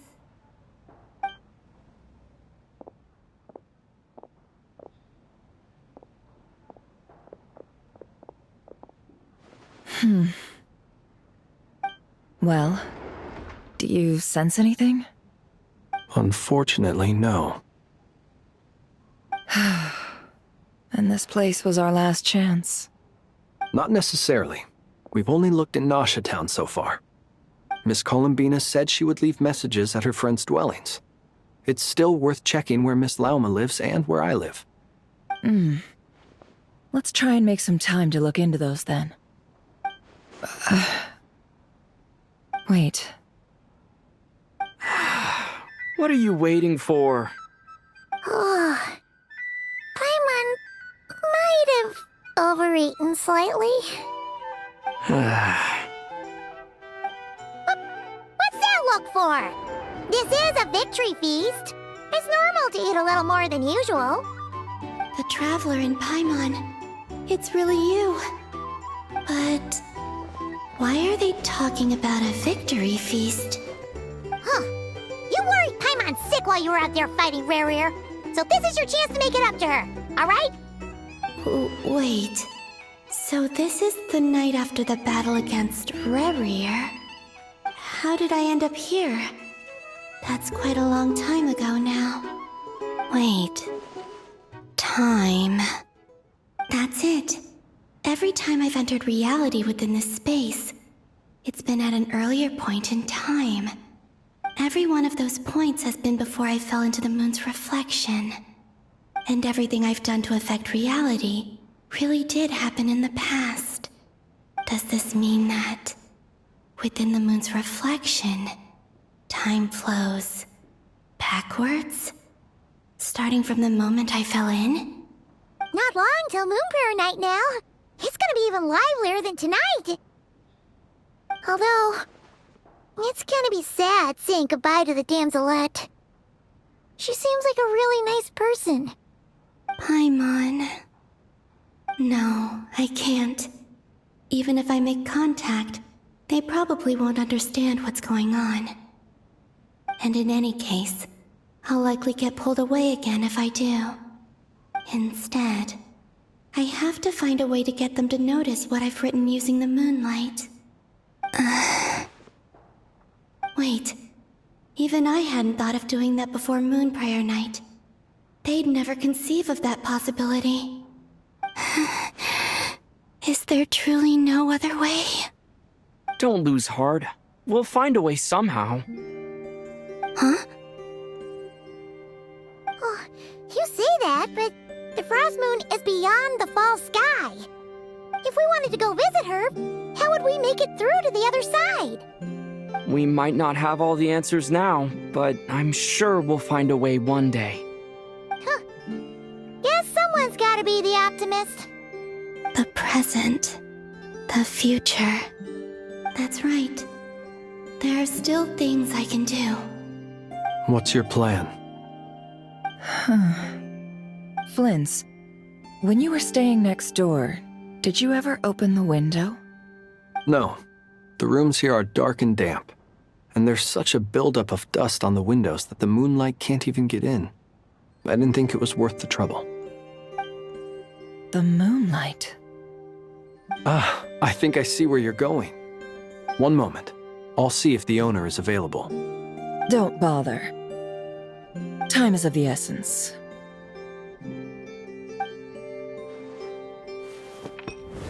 Time. Even if no one sees what I've written at this moment, maybe someone will remember what I said after Moon Prayer Night.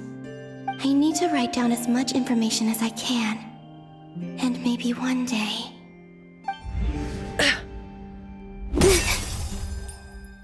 Huh? What's up with you? You can't even hold your cup steady. Are you getting tired? A little.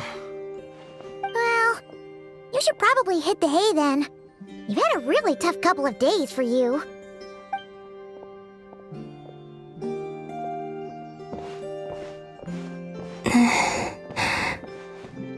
You truly have.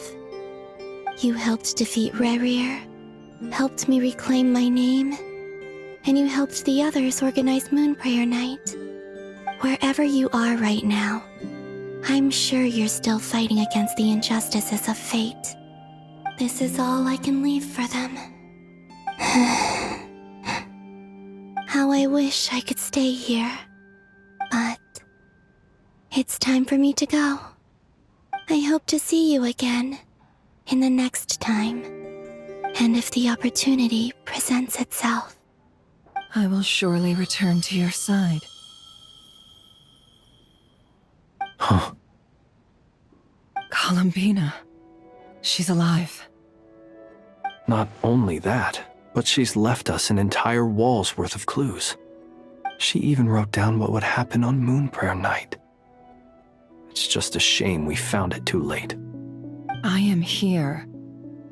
Time in this place flows backwards. I am constantly moving forward. It sounds like she's found a way to influence the past using Kuvaki. But her future is our past. So, these words have been here ever since we defeated the Reikir of Solnari. We just never discovered them. Which came first, the chicken or the egg? Do you ever mull over questions like that? Only when I'm in a good mood, and at leisure. Well, I never do. Everything that has happened already belongs to the realm of fact. As a business person, and especially an intel broker, what I do is extrapolate from those facts to try and read the future. An admirable philosophy. It's a means of survival. Let's go. We have a wall's worth of clues to share with the others.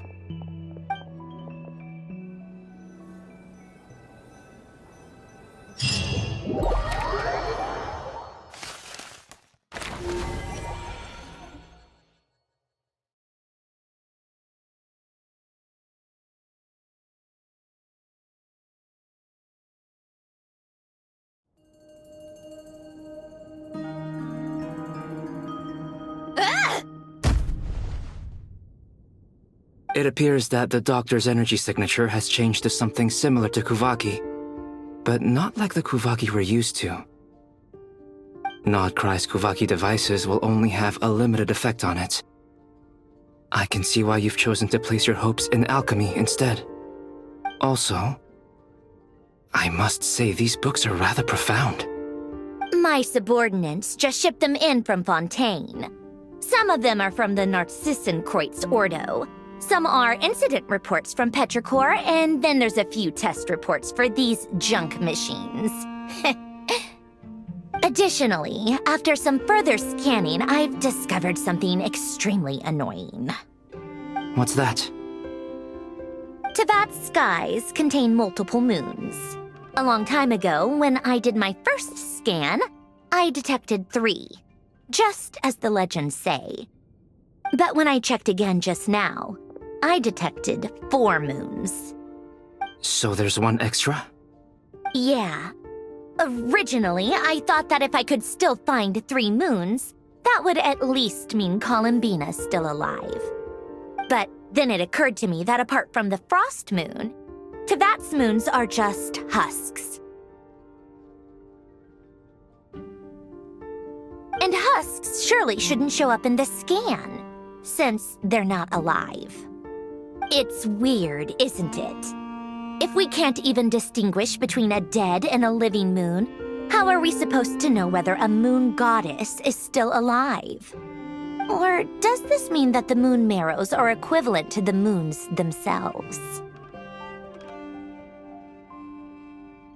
It's certainly possible.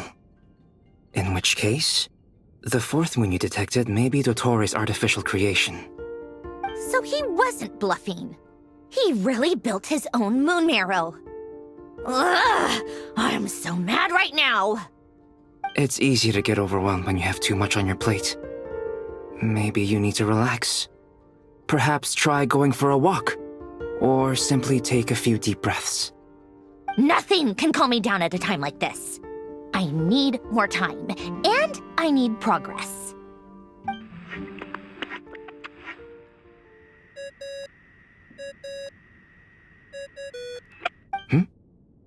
It's Mr. Flynn's. I really hate that ringing tone. Ugh. First the 4 orthants of the Narcissenkreuz, then moon marrows. Now what? Oh, sorry if we're disturbing you. Might I ask what's troubling you? What do you want? We're busy. Are you still at the Curatorium of Secrets? Yeah. Look, everyone else is still out, so there's no hurry. Plus, I'm busy, so I would appreciate if you gave me some space. Even though we have crucial intel to share? Fine, I'm listening. Do you intend to share it via the Dodo communication device? Ordinarily, I would, but this is a unique situation. I think it's best that we discuss it in person. See you at the Curatorium.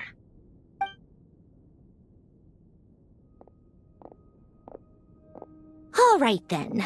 So, what's the situation?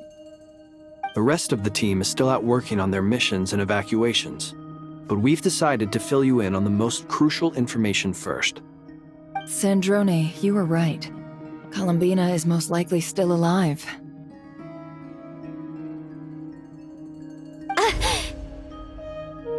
That's the best news we've received in a while, by a long way.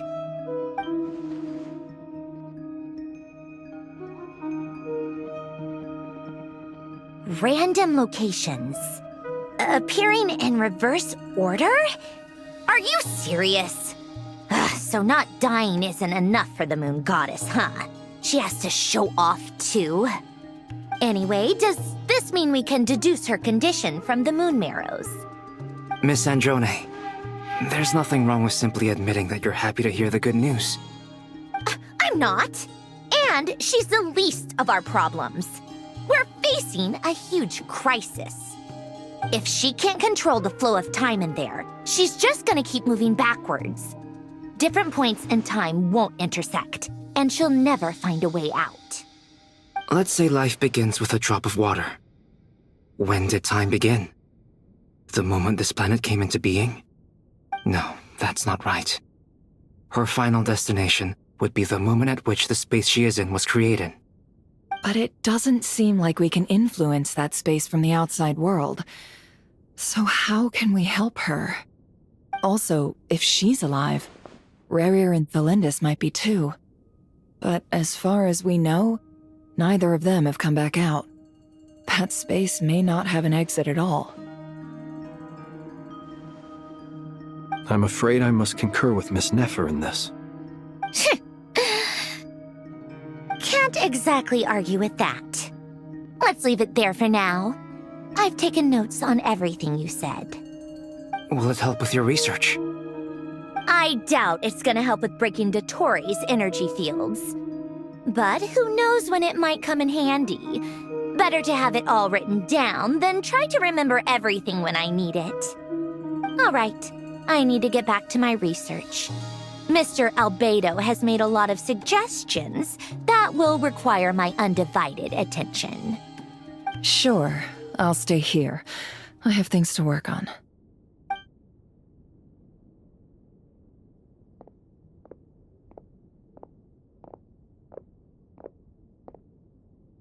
Paimon, are you there? Oh, right. She went with Varka to Natlan, didn't she? Good thing we've moved her and the Traveler's luggage in here. Speaking of the Traveler, where could they be? There's a note from Paimon. Paimon here. Not in at the moment, but if anyone needs to borrow her stuff or the Travelers, go ahead and help yourself. Paimon won't be mad. Also, Traveler, if you get back before Paimon, make sure to get some rest. Paimon misses you a lot, but put your health first, all right? How sweet. Well, since you offered, Paimon, don't mind if I do. This is the Traveler and Paimon's luggage. All the items they use day to day are here. It's well organized. I wonder which of them is responsible for that. What do we have here?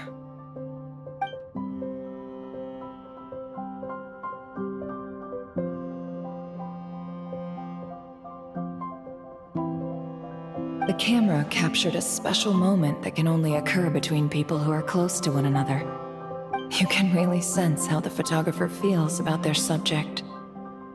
I wonder why this picture was placed outside. Is it because Paimon recently looked at it?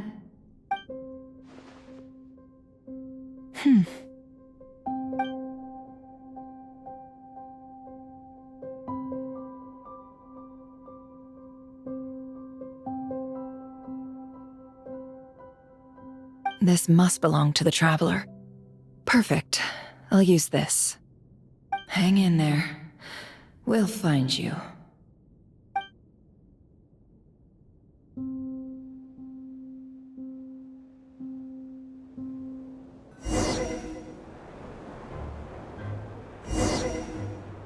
Polonia.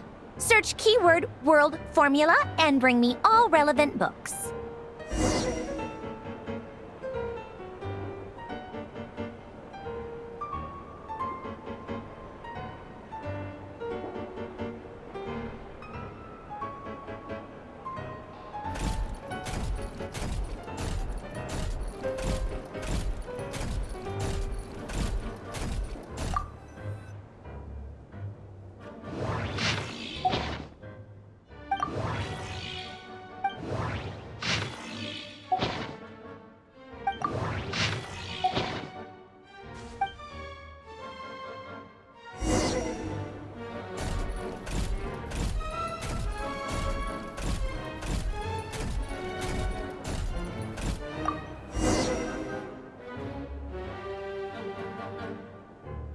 see.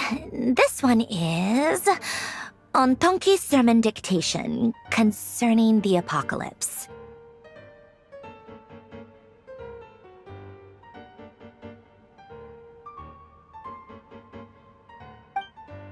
I believe that the correct term for this is Fortuna. This was an ancient Romorian technology, a wisdom unparalleled. I never imagined that Romorian ideas would be so similar to the diagram I have named, the World Formula. This is strong evidence that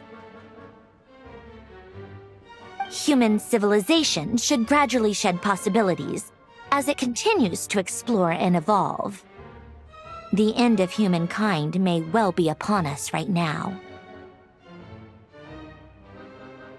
The sparks of civilization shall run out, unless we consider introducing variables from outside the system. Variables? Surely that can only mean one thing.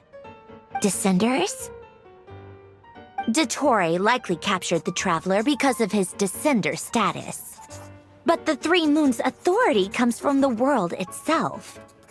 Why would Dottore need anything beyond that? Where does this variable factor in? The world formula calculates the fate of an entire world. Introducing a variable would therefore give us...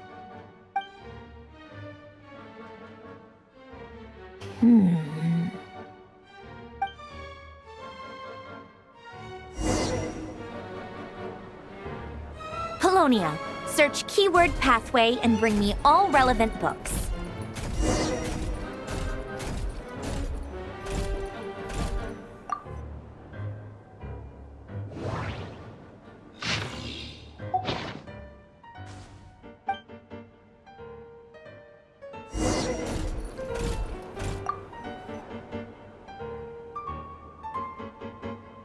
Otonki Sermon Dictation.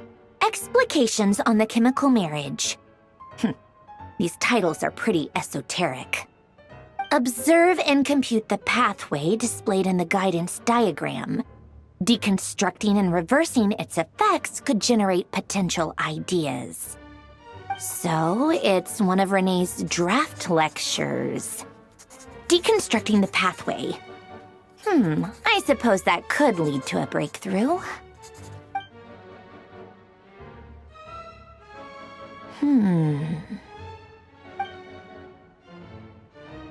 This is so long. This guy sure loves showing off his knowledge.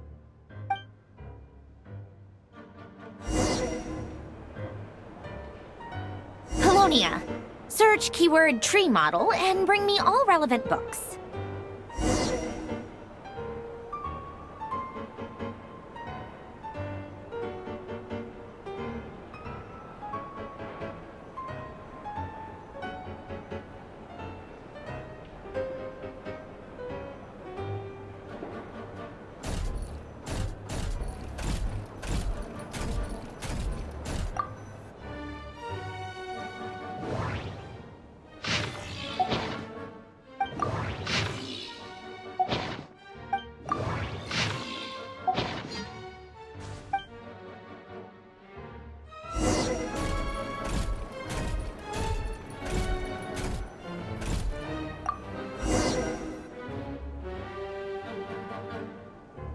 Most of the experimental devices proposed by the Lilia Crucis Ordo are built based on the simple and basic logical structure of a tree model. Lilia Crucis. Guess they were trying to cover up the name of the Nausitzenkreuz Ordo? When Duke St. Germanus departed, he said, "It seems that there's no going back." Alas, he is only a genius when it comes to machines. In all other things, he is but ordinary. Excuse me? I'm sorry. That's just ridiculous. What kind of book is this? Great Detective Herlock, the Alchemist and the Clockwork Saint? Isn't this a novel? Come on. Still, the author swears that they knew Renee well. Whatever. I guess it's not beyond the realms of possibility that Renee would say nonsense like that on occasion. Memory, wishes, souls, and persona. Frankly, this sounds more like occultism, but if Albedo vouches for it, I suppose there must be some alchemical basis to these techniques. The way Alain Guillotin saw it, the world was comprised of machines. The universe needed machines, and thus his technologies were created. That's why I was born. Renee, his full name was René de Petrichor, if I recall correctly. Sounds like he and the town must be intricately connected. That place was also the source of most of our information regarding Remurian civilization. Seems like some of his projects were based on their technology. The cutting of souls and storing them in vessels. These seemingly unrelated techniques underpinned René's research. Assuming that the 4 orthants correspond to alchemical categories. The chemical marriage model? Alain would have scoffed at that. He never would have let those theories or parameters anywhere near his mathematical formulas.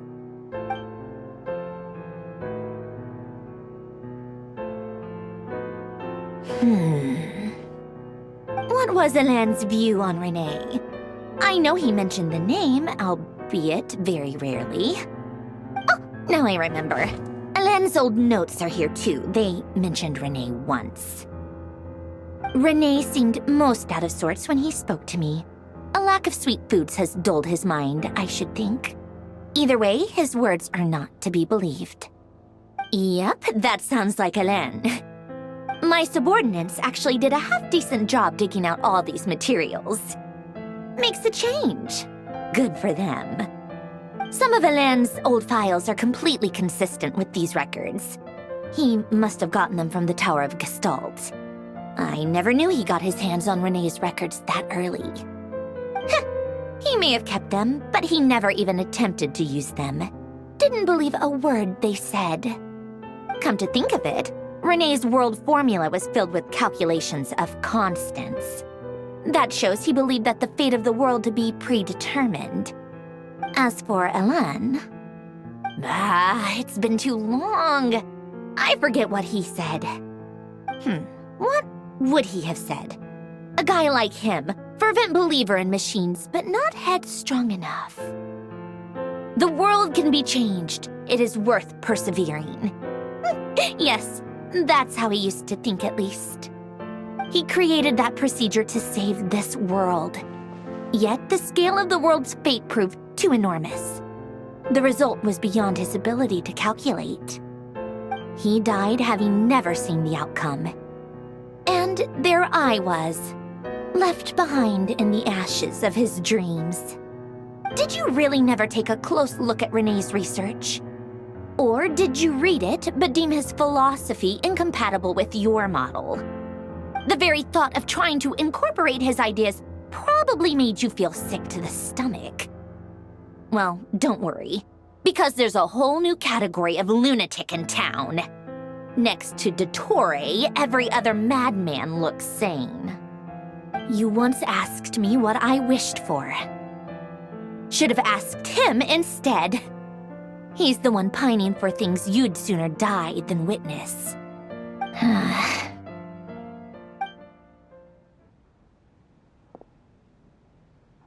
Even the tiniest variable can make big waves in the present. Now then, allow me to put these incompatible fragments together in your stead. First, establish and verify the existence of the Great Circle. Absolute nihil on one end, absolute reality on the other. Now, search between these two extremes. Then, the construction criteria. Variables. The sparks of civilization shall run out unless we consider introducing variables from outside the system. Input variables. Traverse the world, space-time, and civilization. Then extract the essential nodes from the records to determine which variables they point to. The primordial power that differentiated itself from the void.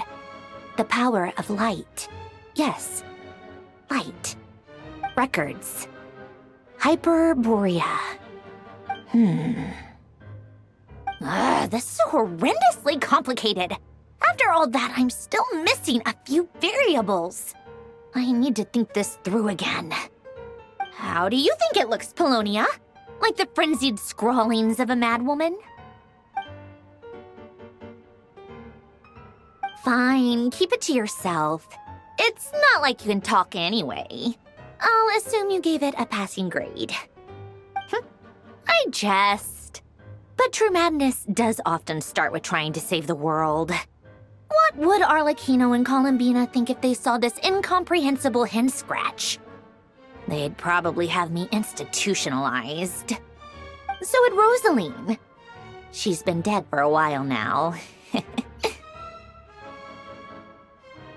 When I close my eyes and think back, I can still see her face. And that enormous dress she used to wear. Such a bizarre choice. What possessed her? Oh, and the clack-clack of those heels used to drive me insane. No one's asking me, obviously, but I hope you all know that I never wanted to save the world. I'm not crazy. I don't have delusional ambitions, and that's a clinical fact. The world needs a solution, but I don't need the world's validation. It's the world begging me for answers, not the other way around.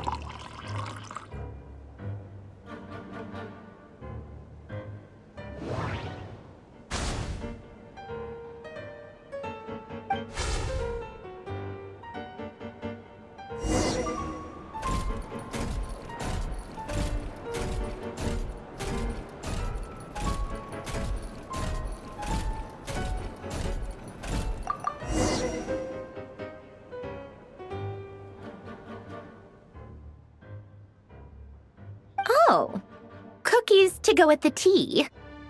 Let's see. They must be from that person who brought those documents. I see they're from Hotel de Boer. Something's written on the box. We are proud to present this homage to the Fortress of Meropede's fun-filled mill collection system. Fortune cookies. Have a lucky start to your day. Sounds like a dumb gimmick to me.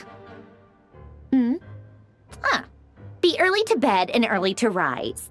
Get plenty of sun and drink plenty of water. Then things will surely go well for you. What? Are you kidding me? Somehow I doubt that an early night and a glass of water is magically gonna save a world on the brink of existential peril.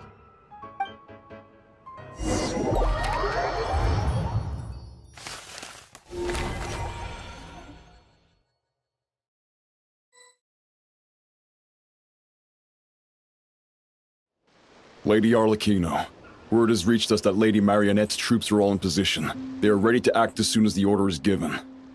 Excellent. The only thing is, they are fewer in number than we expected. It looks like many of them must have lost their lives at the hand of the monsters released by the Doctor. Can't be helped.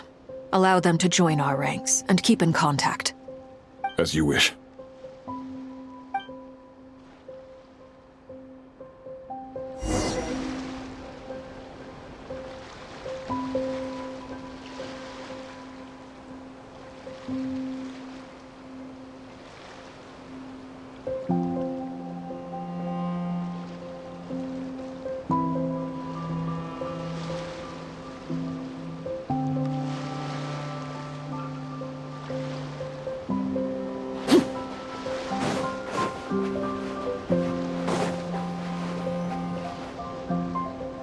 It's been a while, Arlecchino. You look well.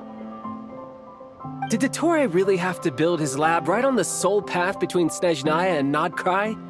Had to go on a huge detour to stay out of its line of sight. Sounds like an arduous journey. I assume you've brought word from Her Majesty? Of course, all part of the job. Firstly, the Tsaritsa has authorized Fatui Internal Affairs to review Dottore case. They will reach a formal verdict on whether he has turned traitor and whether he poses a threat to Snezhnaya. While they're working on that, I've been ordered to come and receive the refugees from Nodcry. They are nearby. My team will escort you to them shortly. Great. Aside from that, Her Majesty has a message for you and Sandrone personally. Huh? Where is Sandrone? She stayed behind to work since I was making the trip anyway. It seemed sensible to have one person on standby at base while the other came out to meet you.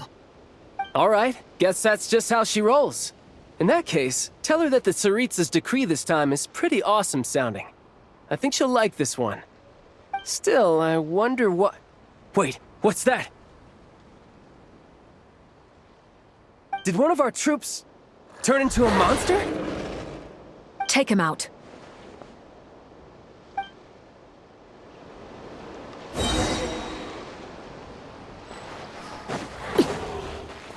Laid bare.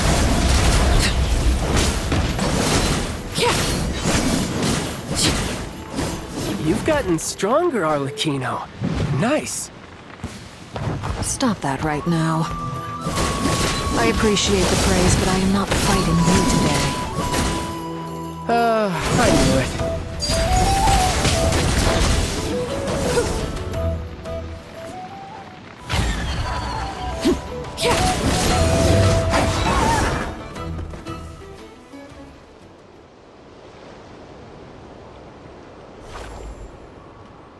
I can't believe it.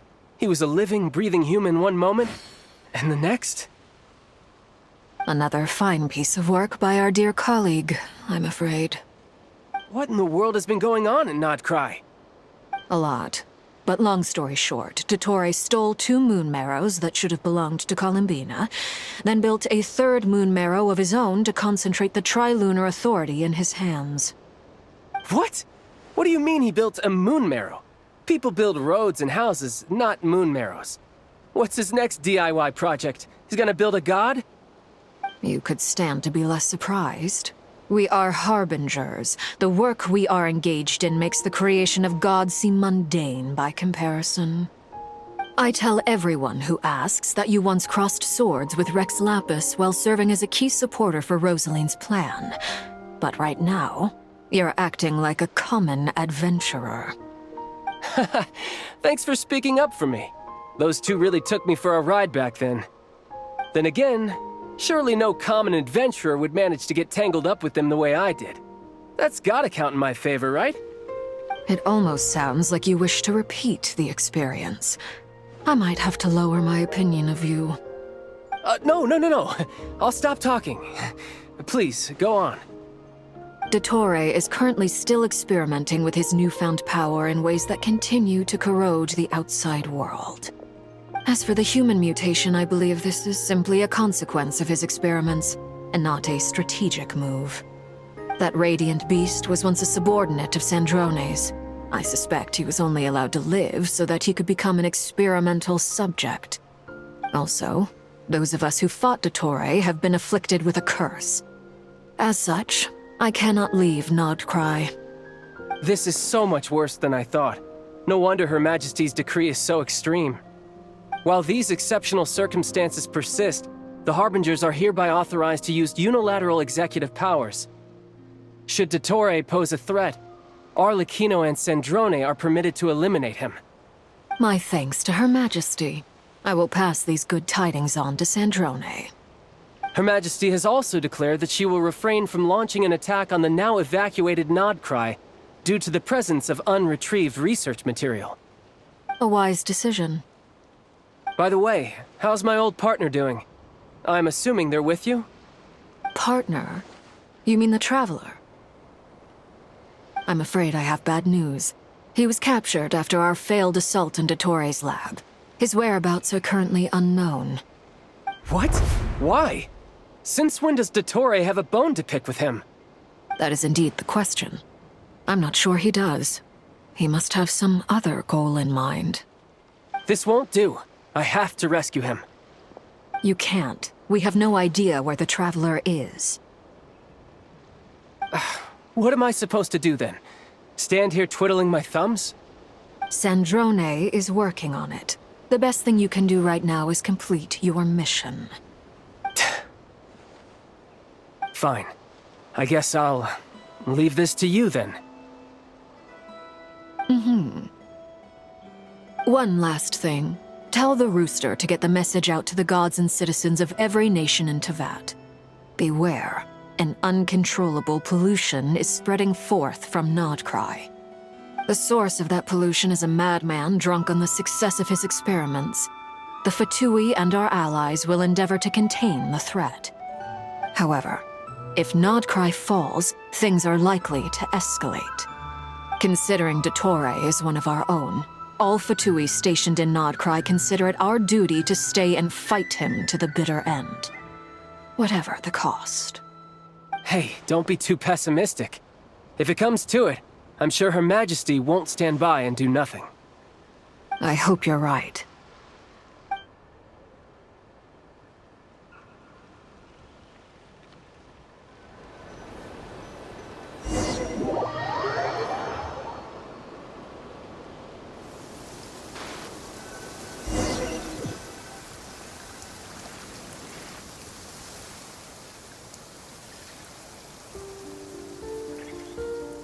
You're right on time. Thanks.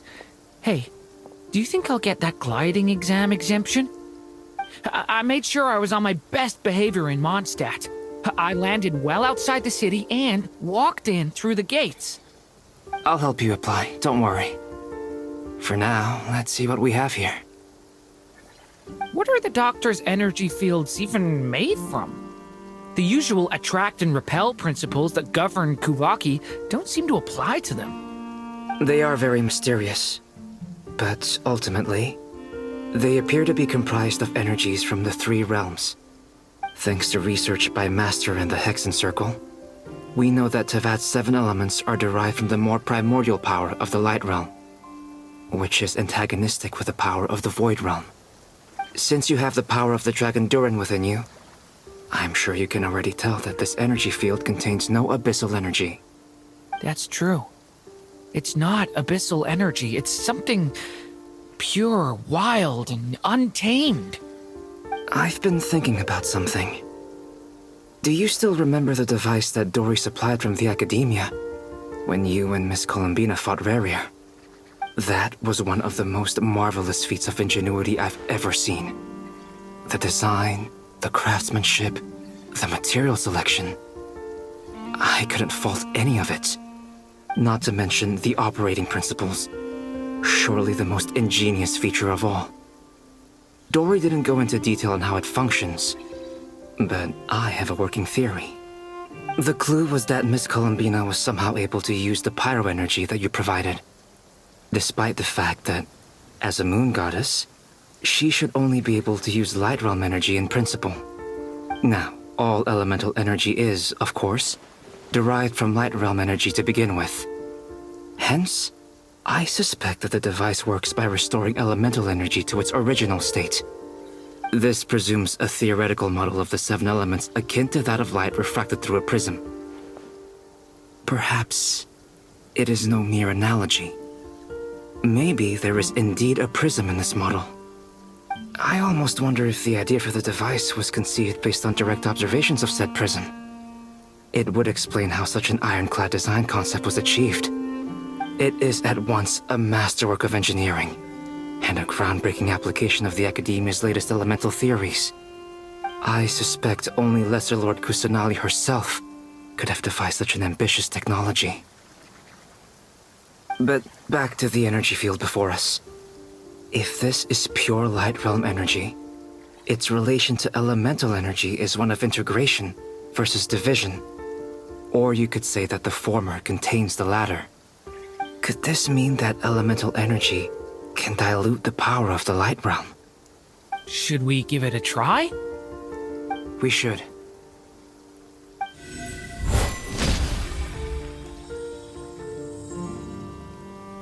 Ha!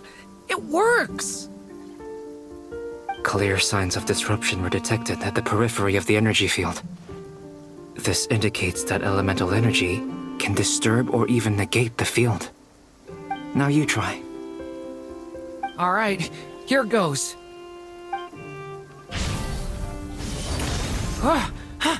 It's working! Switch to abyssal energy and attack again.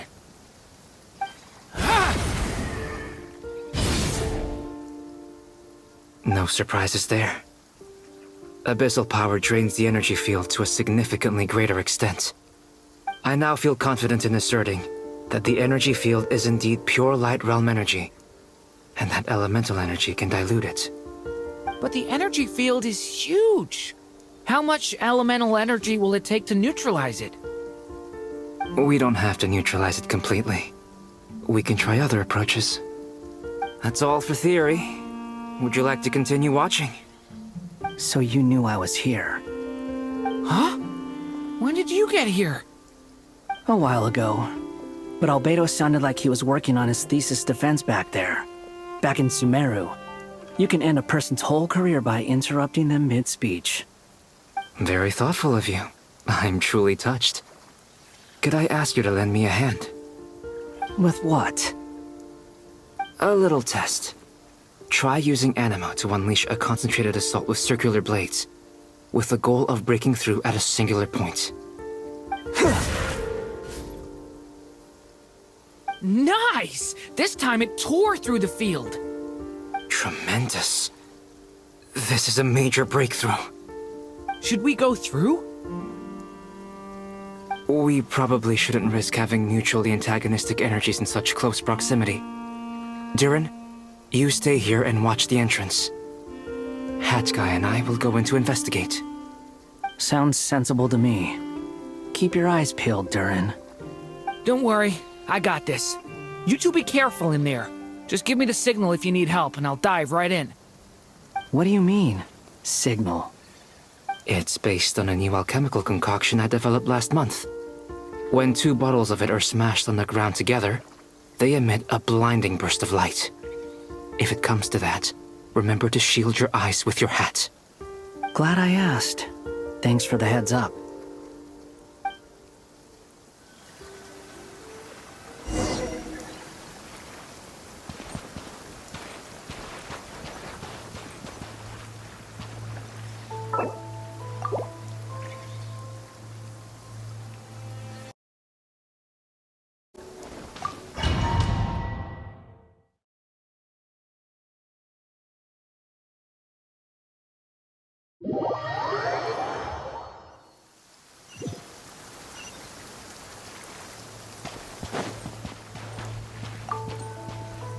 Like I thought. Beyond a certain distance, we can't see the opening where we came in. Maybe that's to prevent people from escaping. Sounds like Dottore style to me. Not much has changed. Things are basically the... They have no heartbeat and they're not breathing. We can only assume they're dead. But there are no visible wounds. Also, there's an animal squatting next to each body. It's watching us. That's not an animal's gaze. What are you trying to tell us? Doesn't seem eager to talk. I guess maybe it's just an animal after all. Let's keep looking around.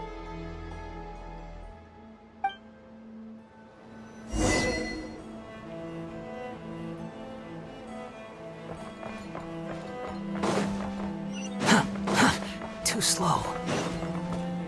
Squall Fury!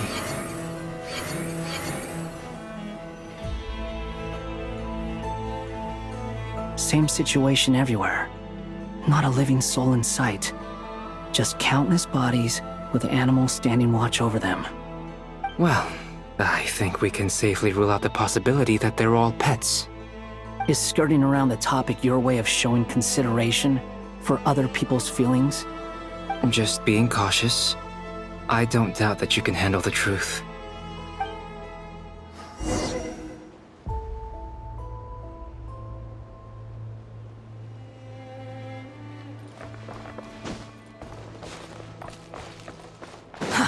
Too slow.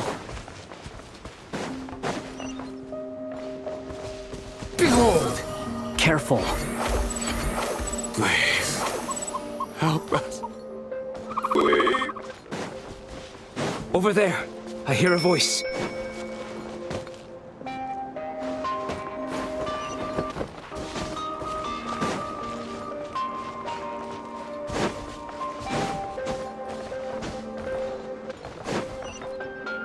Quit following me.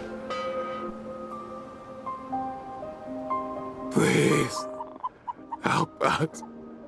Please. What happened here? I don't know. Suddenly, everyone collapsed. Then my line of sight got lower. I still have some of my senses left. I gotta get out of here.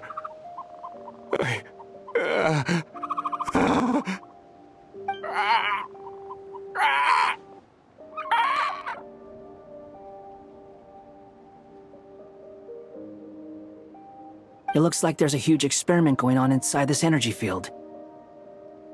Maybe each energy field is its own giant experiment. Vile. He's swapping human minds with those of animals. Even without the other circumstances, this would be an extremely radical experiment. Those people may have lost their sense of selves, but they are not fully animals either. If they were, they would have left. But instead, their instincts are driving them to remain by their dead bodies. We should go. No sense in sticking around here longer than we need to. Agreed.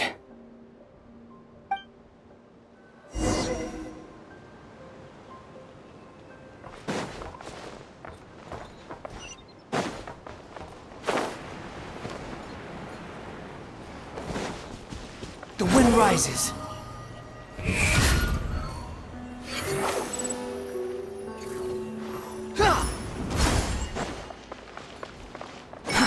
Too slow.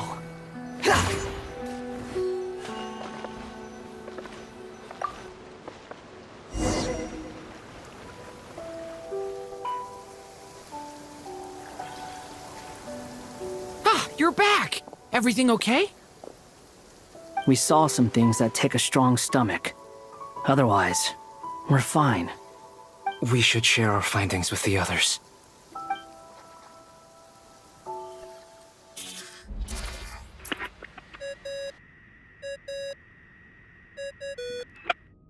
Yes? Who is it?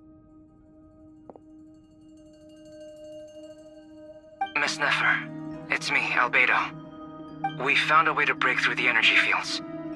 With enough control, it's possible to tear them open using elemental energy. Also, we managed to take a look inside. Dottore is carrying out his cruel experiments on an immense scale. Any residents who have failed to evacuate in time will likely meet a grisly end. Sounds like he's living down to our expectations. Might I ask how things are proceeding on your end? I'm just about to get started. I'll be in touch once I have a result. Understood. Stay safe. I will.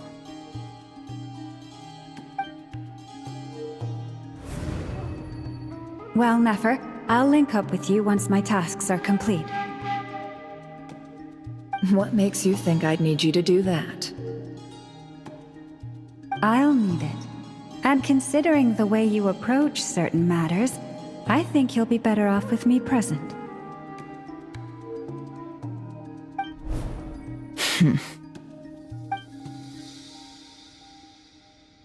Let's begin. Entering simulation mode. A vast wasteland.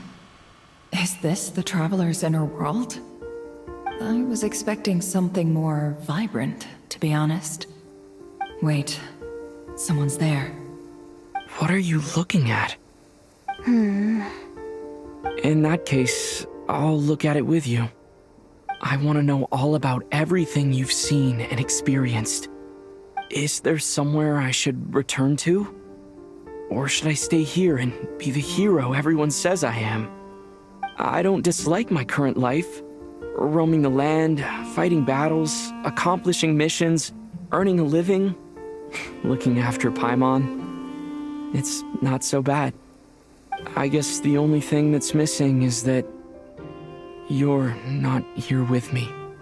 This is the conscious layer, which contains a person's true feelings. It is filled with both longing and kindness. I suppose anyone who lives long enough ends up wishing for someone who can't be there. Maybe it's the only way we can feel truly alive. Time to delve a little deeper.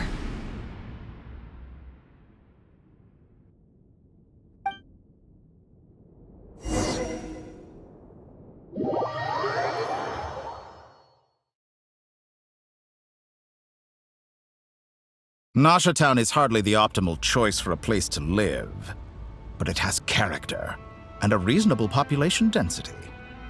What are you trying to say? Oh, don't be nervous. I was just thinking where might make a good starting point for your journey. Perhaps I should send you further afield. Conria, perhaps. Conria ceased to exist long ago. Once again, you fail to understand the possibilities that the Tri-Lune creates. Anything that has existed in the past, I can now recreate. You simply do not wish to see that happen. That might be because you miss your sibling and fear getting answers that you are not ready to learn. But this is not for me to judge. If we are to collaborate, we need to maintain an amicable relationship. In a moment, you will be able to... Oh no. What are you...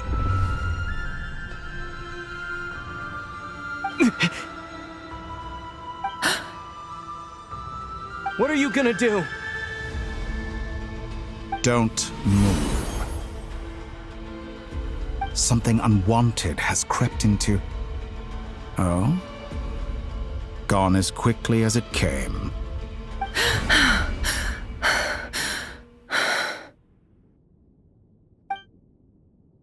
Did you save me? If I hadn't cut the connection, Dottore might have caught you from the other side and destroyed you. This was a good idea, but once is plenty. You were exceptionally brave. Excellent work. Thanks, but now's not the time for that.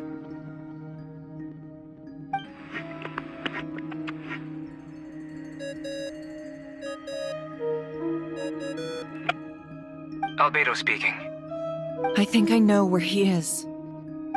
What is this endless darkness? I can't see anything, even though my eyes are wide open. But why? What happened? Ah, sorry about that.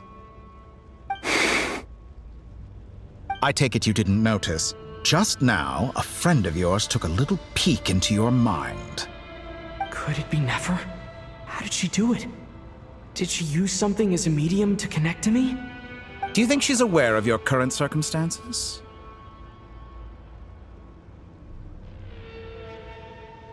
Oh dear. Have I stunned you into silence?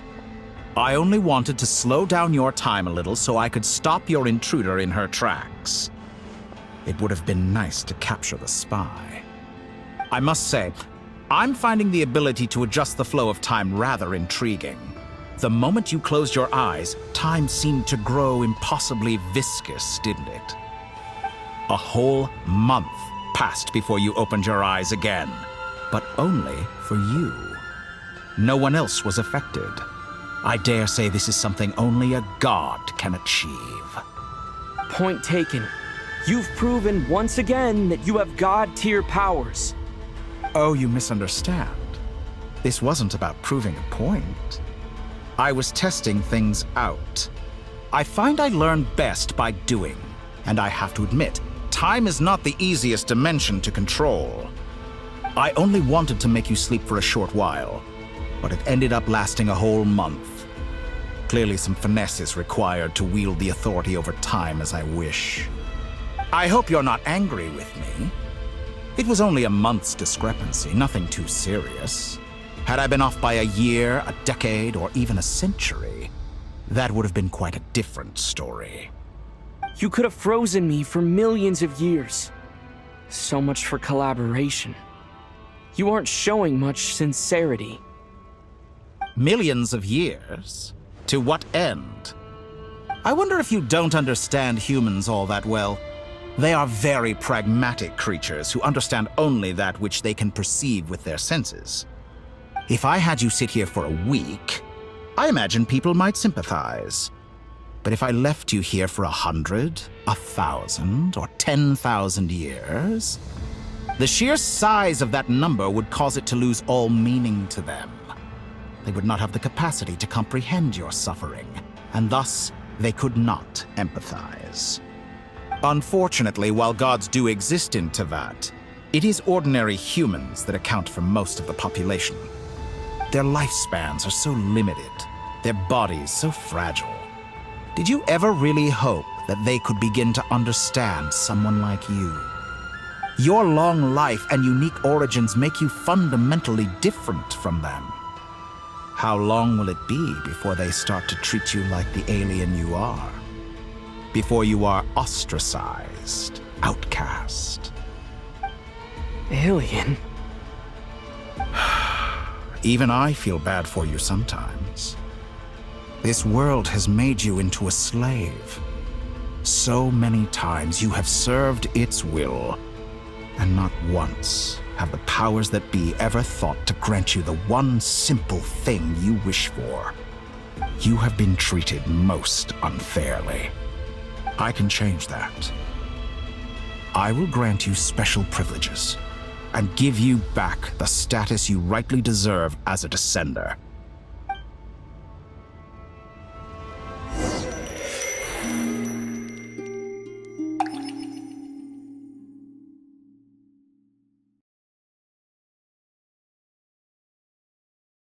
I've entered the past 3 times at this point, but I still have so many questions.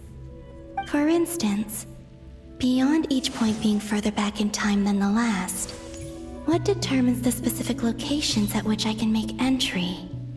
So far, the common thread linking all 3 scenarios is that the Traveler has been present. But it's more than that. I know I sensed something familiar around him. What was it? I'll keep this question in mind as I carry on.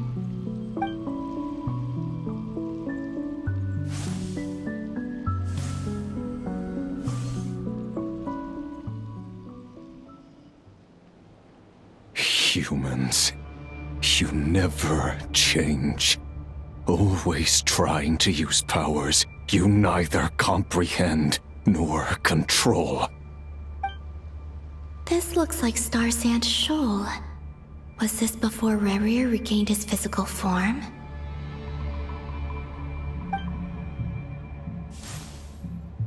You've messed with the cannon again, huh?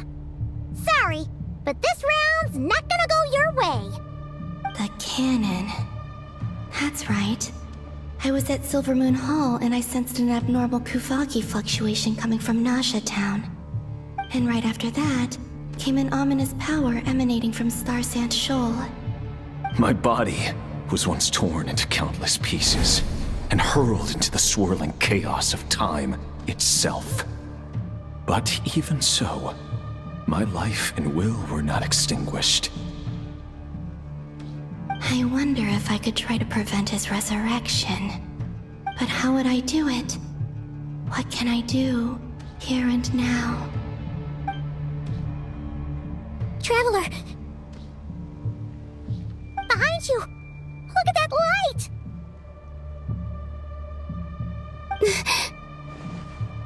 No, I won't make it in time. He's using the Kuvaki shield, like I taught him. Is he going to use it to block the cannon's beam? He's strong. I'm sure he can manage. But the force released when the beam impacts the shield might lead to collateral damage. He's the island. The Frost Moon Scions will be exposed to lethal levels of Kuvaki. A question, if I may. Kind Miss Columbina. When the cannon's Kuvaki beam was deflected earlier, I saw several bolts of energy streak toward Hisi Island, only to be blocked. Did you also have a hand in that? Maybe that really was me after all. Well, future me. But I don't know if I have enough power left. Siki sato pasa sax, niti ipotuftos. There's no time. Osestikos palatini piram to risuiku, to pir to aithion veraton. I have to make it. Oh, Frost Moon. Oh, great land. Oh, slumbering moonlight of Nodcry. If you can hear me, if you can sense my call, then please, heed me once more!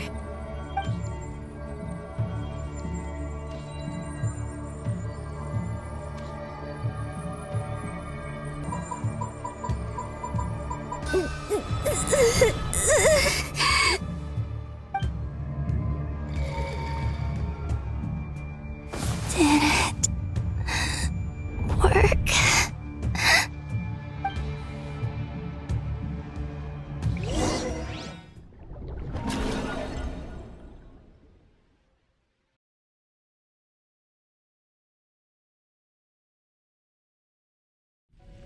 Hey, wake up. Hey, did you hear me? Columbina, I said wake up now! Oh, good morning, Sandrone. It's 3 in the afternoon, actually. And could you kindly not use my quarters as your personal nap room next time? But I feel so safe here. And your coffee, right? It's so bitter, but it smells lovely. It's like you were raised by wolves in a forest or something. What did you drink growing up? Grass tea? The Frost Moon Scions certainly led a more frugal existence than the Fatui. Then I'll bet you've never eaten one of these before. It smells delicious. That's because it's a Fontanian recipe. I had a little free time today, so I made a batch. Rosaline will be here shortly, but if you really can't wait, I guess you can go ahead and... Hey, at least let me finish before you start eating! Did the Frostmoon Scions not teach you basic table manners? Or did the rules not apply to you because you're the high and mighty moon goddess? These are so tasty. Of course they are. I made them. I was worried they might contain traces of machine oil. What?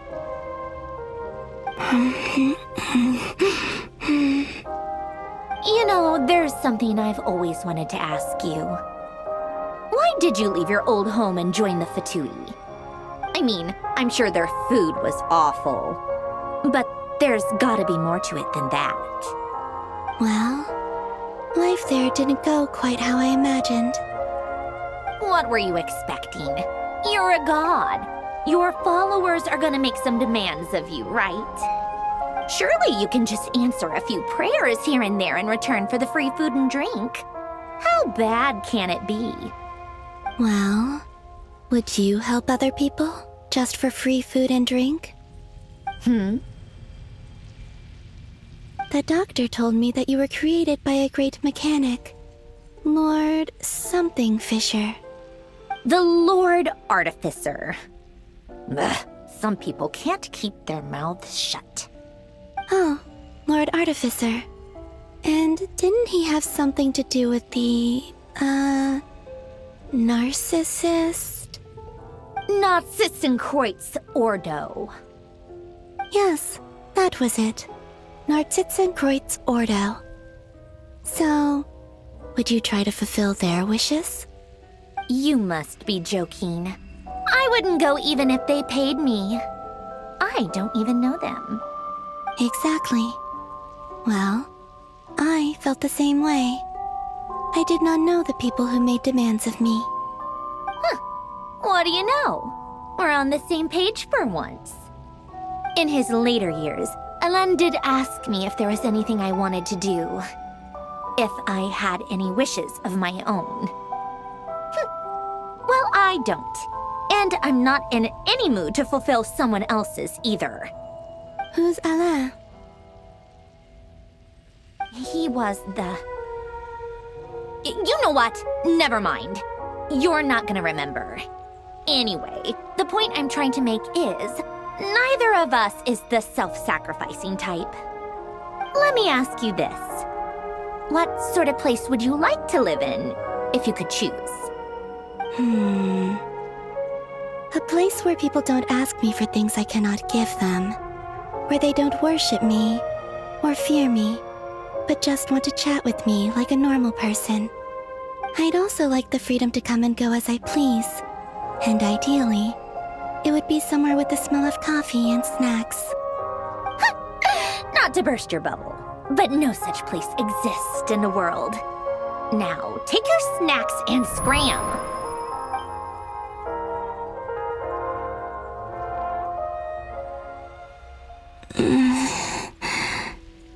Did I pass out? Of course. I'm back here again. I dreamed of events from my past. Sandrone. Traveler. I miss you all so much. Back there. I guess I managed to harness all the Kuvaki energy on Hisi Island. But how did I do it? Time is flowing backwards here, and I can use that familiar power to enter the world of the past. That mystery ally everyone talked about.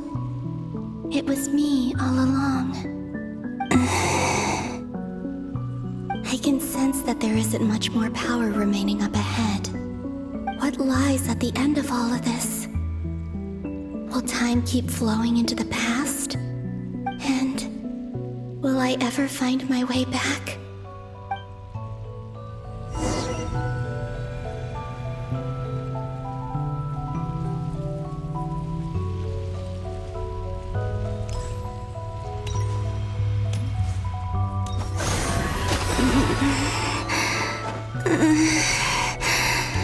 It's getting harder and harder to use my power.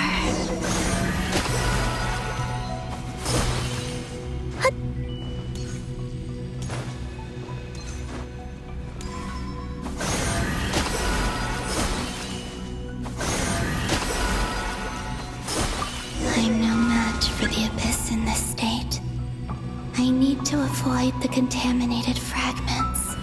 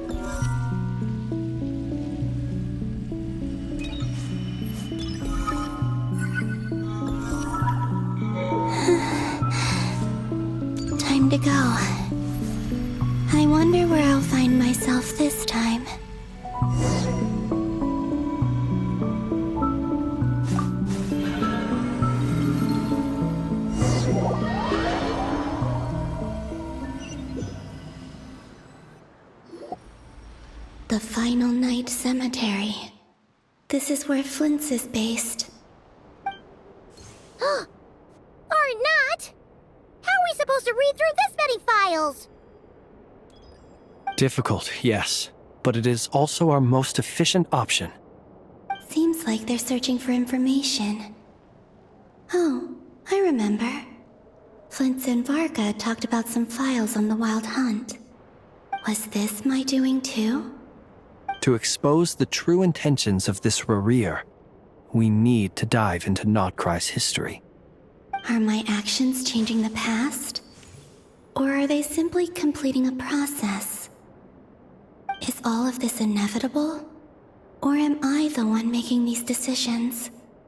If I choose not to help them now, will it change how things turn out? Hope we don't land on our heads then.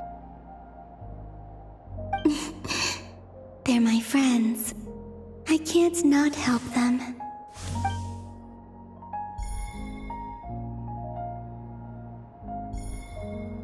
Ghost! And the other one was... here. Hey! Another file's moving!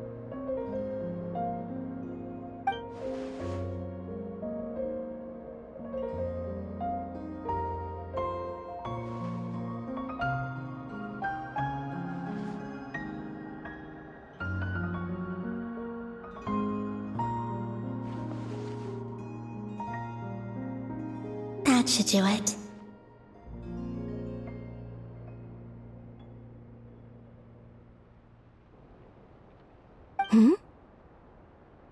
Luanatar?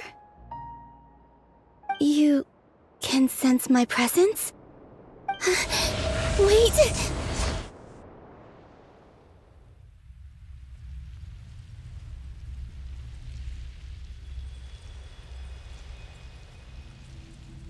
Luanatar. So she's that familiar presence I've been sensing all along. She's always been by the Traveler's side. That explains why the Traveler has been there each time I've entered the past. But why Luanatar? Is it because she has a connection to me as the Moon Goddess's familiar? If so, why not any other Kuhenki? That's...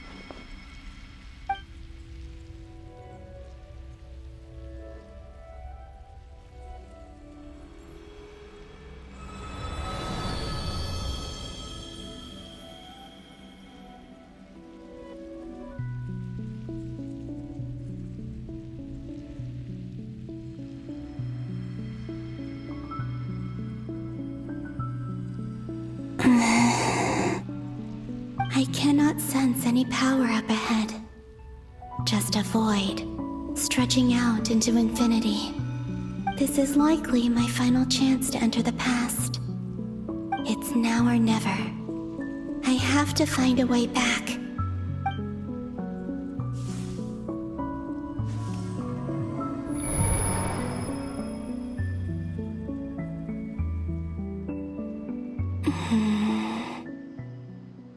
Easy Island?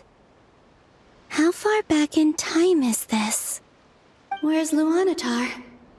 I can't sense her presence this time.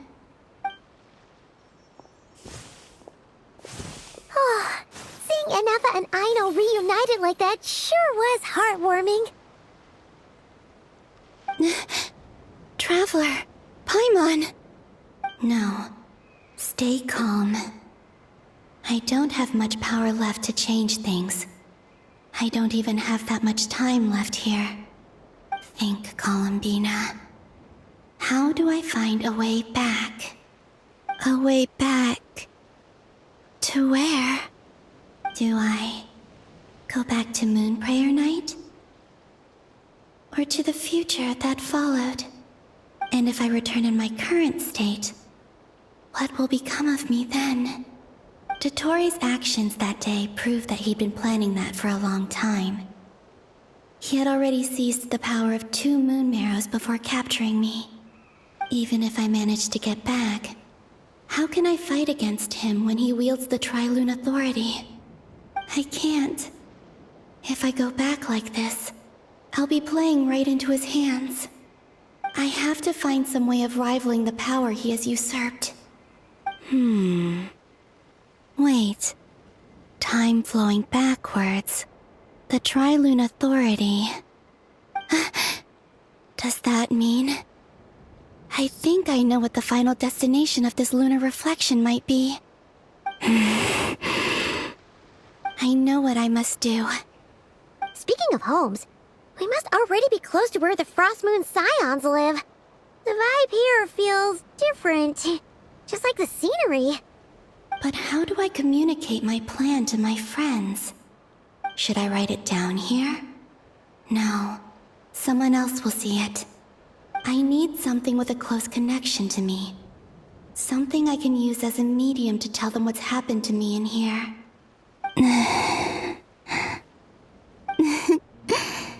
Now it makes sense.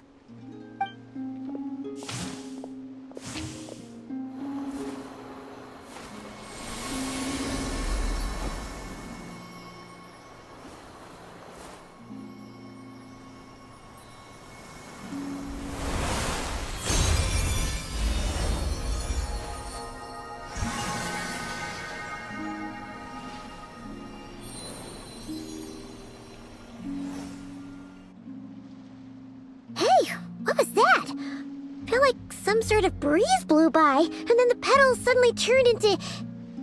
Huh? It was I who brought Luanatar into being. I gave up a piece of my own soul to create her. That's why I could sense a familiar power from the moment I entered this space. It also explains why she's been present in every past location that I've entered. Because we have a deep connection. Hey there! What's your name? And the reason why there are no more gates to the past after this point is that Luanatar hadn't been born then. No wonder I sensed the trace of a blessing when we first met. But I still didn't recognize the soul hidden within you. Back then, I was just a little lost dove. I had yet to become Columbina Hyposelenia. Go on now. We've got stuff to do. Best you find someone else to hang out with. Hey, you scared it off.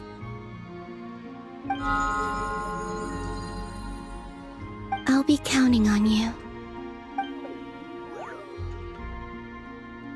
Remember to stay by the traveler's side, guide him, and help him in my stead. Oh, and bring him to the garden where the moon prayer blossoms grow. There's a little lost dove there who will need his help.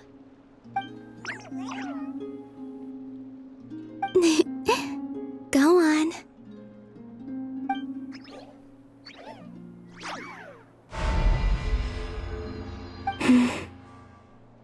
You too. Go and live your story. As for mine